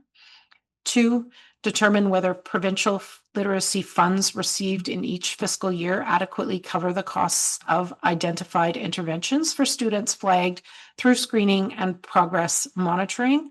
And 3, report publicly in June of each year on costs, service levels, outcomes, and any funding gaps with recommendations for advocacy as required. Can I get a mover? And a seconder? So moved. Thank you. And trustee Connolly, would you like to speak to the motion? Just in the interest of time, I won't go on at length, but I do want to say this, you know, the mandate towards literacy and the financial commitment are all excellent initiatives. But I do think that it's important that we ensure that the funding that's been allotted is adequate to cover the findings as we go through this process, and so that's the impetus for monitoring the costs associated with this. Any questions, discussion? I'll call the question then. All in favor? Thank you. Motion is passed. Okay, moving on to old business, number 9A, board advocacy. This item was deferred at a meeting in the spring and has been brought back to the table this evening. And I'll pass it over to Trustee Russell for a quick update. Yeah, thank you. My suggestion with this was that we do a refresh of the advocacy plan and take a look at our current priorities, but that be done through a workshop of the board together, because I think it's one that would benefit from everybody being part of that. So just suggesting that we schedule an in-service to do so. Do we need a motion for that? No. Okay, you'll take care of it. Thank you. Appreciate that. I think it's important for us to sit down and have a conversation, validate the priorities, and figure out a plan moving forward. So thanks for bringing that forward. Okay, moving on to agenda item number 10, trustee reports. Anybody want to go first? Go ahead, Mark. Trustee Andres. Yeah, a little bit of a quieter month for me this month. Honored to lay the wreath at the cenotaph this year on behalf of New Westminster Schools with some of our other trustees right there as well, and Superintendent Davidson. And I was really honored to lay it with my daughter this year. It's really important to me that as schools we remember our past as well as our present, because they both inform our future. And it made me really proud to be a member of the city, and yeah, I got a little emotional doing that. So yeah. Moving on, attended Lord Kelvin PAC yesterday, and I have Lord Tweesmer tomorrow, and I just wanted to recognize these PACs. I mean, all PACs, but I'm just always blown away by the effort of parents in our community. Every year, the Kelvin PAC does this. It's called Gift Company, and they have 2,500 bags, and they collect donations all year, and they got community volunteers that come in, and kids get to just go and shop for their families, and it's just fantastic. And it's all led by parents, and I just want to really recognize those kind of efforts. I mean, it makes schools such caring places when parents get involved to do these amazing positive things, and just really amazed by that, and again feeling emotional about that too. So really thankful for our PACs and the work they do. And finally, just Trustee Academy is coming up at the end of this week, and happy to attend for the final time for me, and be hoping to bring forward those lessons into my last little bit of my term here. Thank you.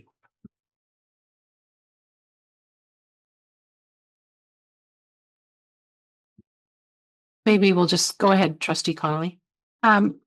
I just want to add on to just how impressed it is, how much hard work the PACs do. I was I liaise with the Herbert Spencer PAC, and I was at their craft sale on the weekend, and it's such a great community event. And the Candy Cane Lane, where they had so many students who wanted to do to sell their wares and things that they'd crafted and whatnot, and everything was like $1.25, and just great little things that they've done. But they had so many students, they had to actually do it in shifts, so each kid could have a couple hours to sell their items. And then just the vendors in the main gymnasium, and community partners, Greens and Beans, donating scones, and it's just such a wonderful community event. And there was tons of people there. It was great. Have a PAC meeting with I call Glenbrook Middle School tomorrow. So we'll be having lots to report out to them. So thank you. Oh, I also went to the design plan presentation today at City Hall, where the architects for the new school and our Dave Crow project manager, we're presenting to the design panel committee the new school, and it was just really interesting to see that whole process and hear some of the questions coming from the panel, and it's just really exciting, and sense the excitement, I think, too, from the panel about this school. So it's great. Thank you. Trustee Carlson. Thanks. Over the past few weeks, I've had the chance to be involved in a number of events in the district. As a parent, I was happy to attend the NWSS parent-teacher conferences. Huge shout out to everyone involved, to so much work to organize such a large and important event, and absolutely amazing how much information we're able to gather in just the few minutes we get with each teacher. Amazing. We also greatly enjoyed the Me and Ed's fundraising pizza the night last month, and I'm crossing my fingers for the wine survivors group. Yeah, I'm in 3 of them. Thank you to everyone who continues to support our kids through these fundraisers. It really makes a difference. I took part in the superintendent's evaluation at the end of last month. Unfortunately missed the screenagers presentation, but I do know from past experience how valuable those conversations can be for both parents and students. Remembrance Day was incredibly meaningful this year. The sunny weather brought on record crowds in New West, and I was honored to help clean the graves of fallen soldiers. Lots of reflection and gratitude while doing that. And of course, as others have said, it was wonderful to finally have public confirmation of the downtown elementary school. I'm looking forward to seeing future projects move more quickly than this journey took. It was also great to hear the school band, which brought back some memories, long ago memories. And lastly, more appreciation for our district staff, many who are new to their roles. I want to thank them for stepping up, taking on long-standing challenges, and putting their heart into making this district better for everyone. And to the parents who, like others have said, do so much for our kids. You guys are great. Thank you. Any other takers? Okay, I have a brief update. So this month I had an opportunity to attend the FRMS PAC meeting. Always appreciate the opportunity to bring updates from the board and receive questions from parents in the district. The EFI town hall this week was another opportunity to hear from parents. There was strong interest in understanding how the change would support a stronger French immersion program, student well-being, and logistics around transportation and childcare. We know this is challenging for families, and we appreciate that so many families took time to come to listen, to share their thoughts. Had the opportunity also to attend the NWSS Remembrance Day ceremony. It's the first time I've been able to fit this into my day job schedule, and I'm so glad that I did. It was a deeply moving tribute, with each of the performances beautifully capturing, I thought, a balance of sacrifice and hope. Just wanted to say thank you to all the students and staff who put that wonderful event together. Finally, I want to express my thanks and gratitude to outgoing Chair Maya Russell for her leadership over the last number of years. You have led with purpose and conviction and have kept student well-being and outcomes at the forefront. Your commitment to expanding school spaces and advancing equity-focused improvements has strengthened our district and opened doors for so many students. I'm so very grateful for your mentorship. I'm very excited to step into this new role of chair and work alongside so many dedicated people who I know care very deeply about the students in New West. I know that working together, we can make great things happen here in our small but mighty district. As we navigate important changes ahead, my priority will be to listen, to communicate clearly, and to ensure that our decisions support the well-being and success of students. I am committed to doing this in a good way that is guided by our values of connection, empathy, resilience, and curiosity. I'm humbled by the trust placed in me, and I look forward to working closely with all of you at this table and in the room and in the community to build an inspired learning community here in New West. Deep breath and moving on to question period. Do we have anybody with questions? We'll go online first and then we'll come back to the room.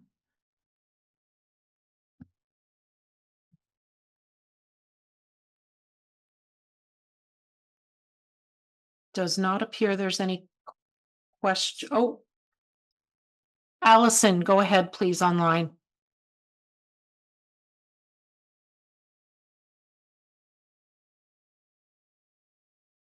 Allison, can you unmute yourself? Yes, can you hear me? Yes, go ahead. All right, thank you.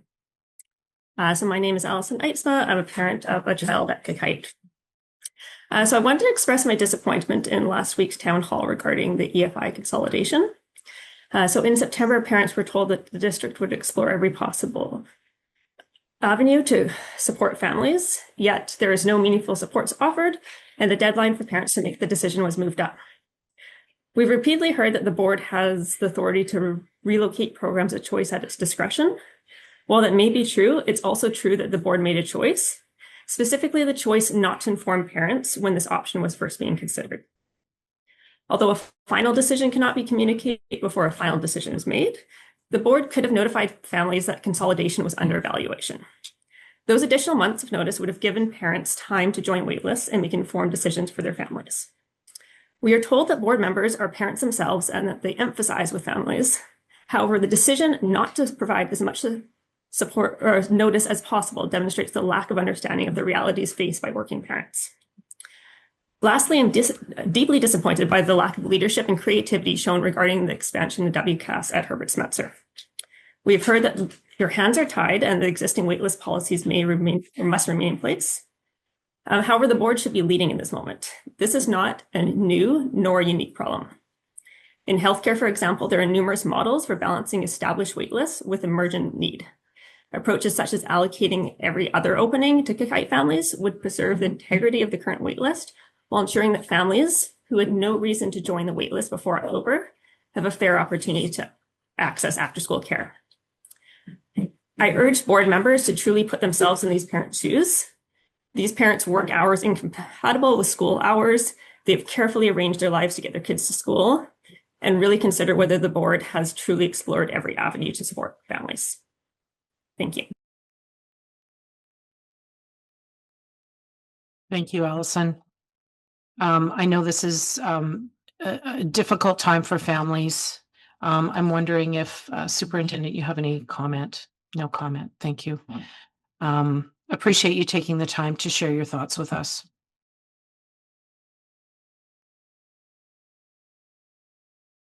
Any additional folks want to come up for question period?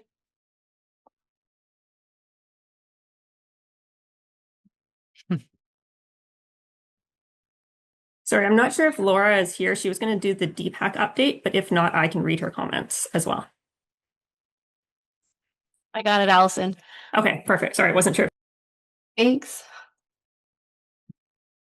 Go ahead, Laura, just introduce yourself. Thanks. Hi, my name is Laura Kwong, and I'm the chair of the District Parent Advisory Council, or DPAC, here in New West.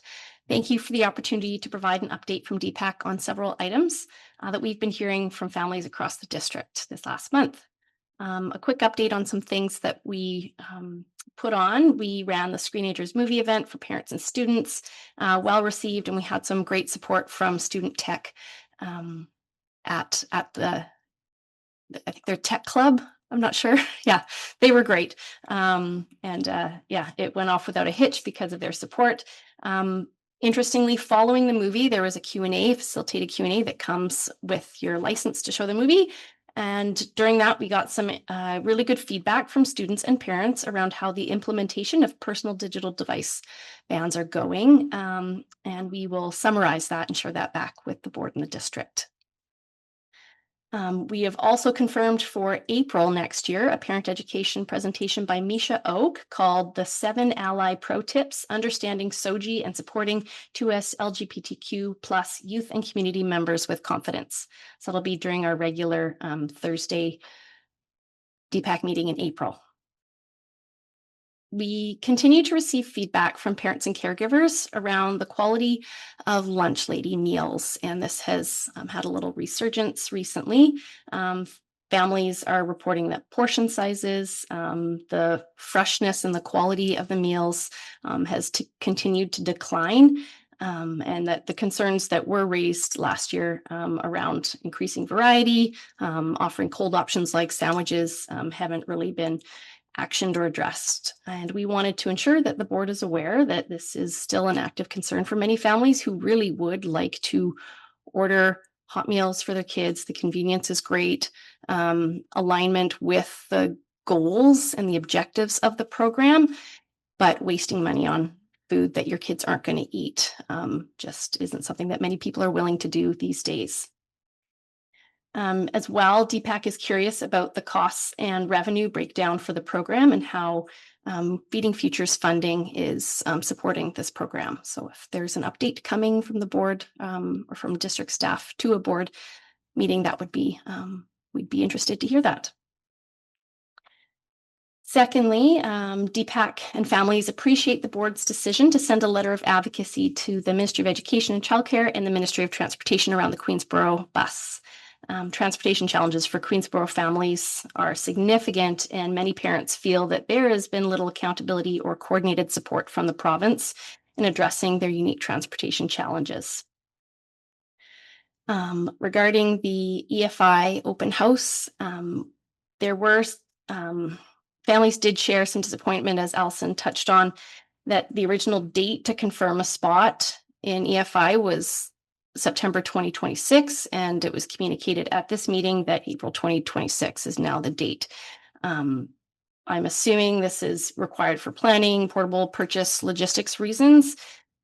And for that reason, families are asking that the district still commit to exploring and pushing forward on childcare and transportation supports for those who need to move or really want to move to continue in the program. Ideally, potential solutions would be communicated before the April 2026 deadline, so families can make an informed decision.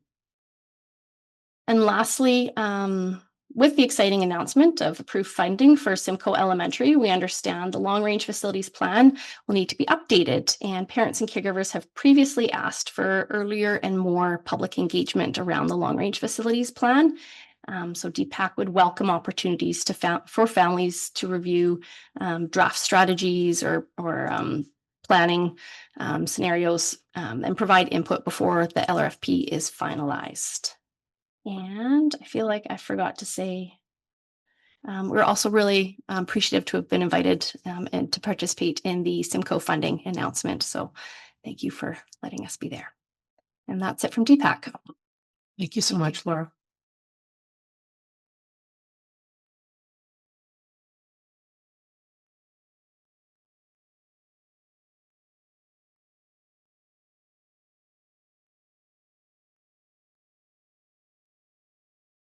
Welcome, James. Thank you. Put your mic on, please. Thank you. Yeah, congratulations to everybody who was elected or acclaimed this evening. My questions arising from tonight's meeting, specifically with a report on the EFI Town Hall, along with item 7D, the enrollment and staffing update. That update paints a stark picture. Cole Kaikite is overcrowded, and we've all known that for many years. And we know the district's primary tactic to fix this capacity crisis at this moment is moving the EFI cohort. I sent a letter to trustees last week. I was just past the deadline. I trust it's been forwarded to them. But the thing I'm struggling to square up is the report the board used to justify this move claimed that consolidation was consistent with recommendations. And it was the word recommendations that stuck out to me, because that's where I get confused, because when I read the actual 2023 report from Nancy Brennan, it looks like he followed one recommendation, which was the move, but left out the warnings that were attached to it. There's three that really stuck out to me. The first was that it's not something that could happen immediately. The second was it was a process that would take several years. And the third was that it would require significant community consultation. And so my concern is this: by ignoring those warnings and instead forcing a 6-month timeline, I think, isn't this undermining the very mechanism that makes the consolidation work? You know, if families are forced to drop French because of the commute, but have to remain at École K-Kite in the English track, you really haven't freed up any significant space. And actually, the sort of surprise bullet point that seamless day, is ending. You know, these are the kind of things that make life difficult for families. And the fact that this kind of stuff doesn't get communicated ahead of time, I understand the province drops, bombs like this now and then, but I think that this is endemic of kind of the attitude that this board seems to have, is that things don't need to be communicated to parents until it's too late to complain, until it's too late to do anything about it. So my question, regarding this whole French immersion move is, has the district conducted its own modeling, independent of the data provided by the parent delegation, regarding the retention rate of students who will drop the program but physically remain at K-Kite? And if you have that data, will you be able to share it with us? And my second question, ties into the first one, is that if that's not the case, if you don't have any data, is the capacity plan, the future of K-Kite, is that based on the wishful thinking that you can ignore expert advice on how to move families and still expect them to leave? Thank you. Thank you for taking the time, James. Superintendent Mark Davidson.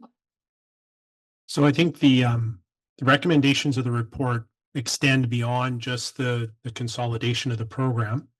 That included recommendations around the nature of supports to program, naming of facilities, and those kinds of things. I would note that the report was produced in 2023. We're making the move in 2026, which would be several years from when it was initially proposed. That report was not created in absence of feedback from people whose children were part of the French immersion program. Indeed, they were part of the consultation to create that report. And when that report was published and the recommendation was put in place, there was no secret in there that consolidation was a consideration. The AP that governs the decision-making around the placement of programs of choice, AP 220, talks about those programs being movable and that they will be moved in recognition of the need for space to accommodate the program. So all of those things were satisfied in the decision-making process. I've said in a number of spaces that to have 3 programs in K-5 numbering below 120 is not sustainable. And that the board really, long before they got to the place of having to make a change, was always going to have to make this move because it just isn't sustainable to operate what is really 3 very small schools within schools over a long period of time. So I would argue that the report actually has been implemented with fidelity, in that, as I said, there were several years between the creation of the report and the execution of the decision, and it was always contingent on whether or not we would have space to make that move happen. I think the board has demonstrated a good deal of concern for working to communicate challenges and solutions as soon as they're able. One of the realities that this board has faced since long before I came here is that the pace of change is significant given the pace of enrollment growth. We are, I think, the second most densely populated city in Canada and one of the fastest growing municipalities. And because of that, the pace of our decision making is accelerated because we're forced by variables outside of our control to make decisions that allow us to accommodate growth. In terms of the costs of these decisions and the work that we do, cost of a purchase and placement of a portable is now well north of $250,000. to purchase and place portables to continue to have a program in an overcrowded facility when we in fact have empty classrooms in another would be an interesting use of public money and not one that I would recommend. In that the purchase of one portable would be the cost of about two teachers or 4 educational assistants for a year.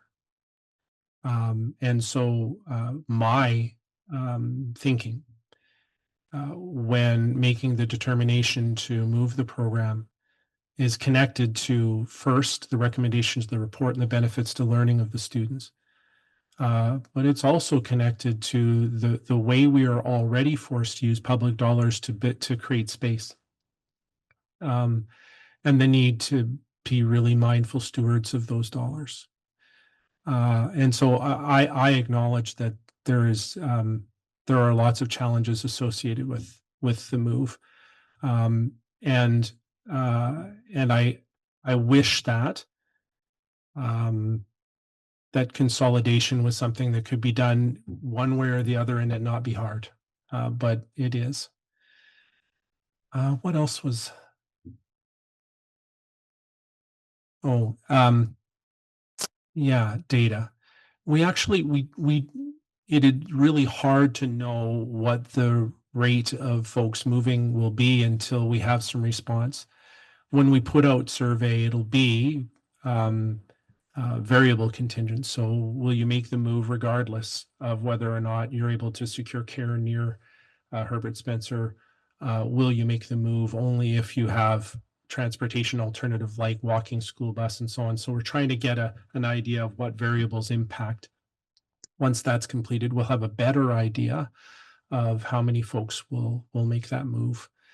In terms of seamless, I think you said something about seamless ending. I want to make it clear that while the government has announced that their funding for seamless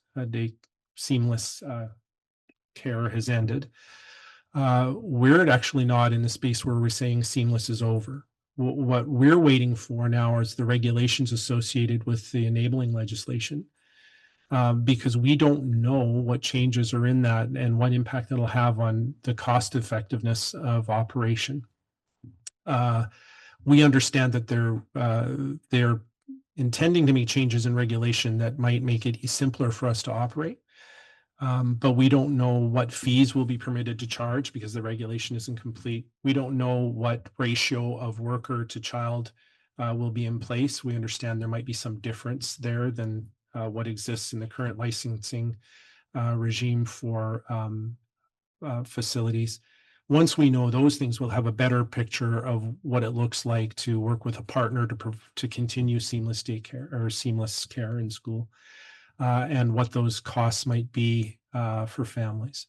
We'll see that even with funding, Seamless operates at a loss shouldered by the board of about 30,000, I think, for the program. And so we really are going to have to hear what happens, what comes of that that regulation before we bring recommendation to the board around how to work to continue that service. Thank you. Any other questions? Go ahead. Thank you. Just introduce yourself, turn the mic on, introduce yourself, and then you have 3 minutes. Good evening. I'm Liz Faber, and congratulations to everyone who's been elected this evening. Thank you. I just had a question about the school learning plans. I think it's really fantastic that they're online and there's a lot of diversity amongst the plans. And I was just interested to learn a little bit more about the sharing between schools of those plans and lessons learned around them, because there's very rich details in each of them. And I'm curious to learn more about how that happens. Thanks. Thank you, Liz. Over to you, Superintendent.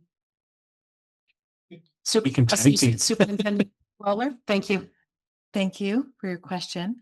As we go through the reviewing of these school learning plans, and as Superintendent Davidson said earlier, that's like an ongoing thing. We'll be teasing apart what we find are similarities that certain schools are diving into, and then bringing those schools together to have further conversation about what's working for them, what resources they're using, those kinds of things in a more collaborative type of way.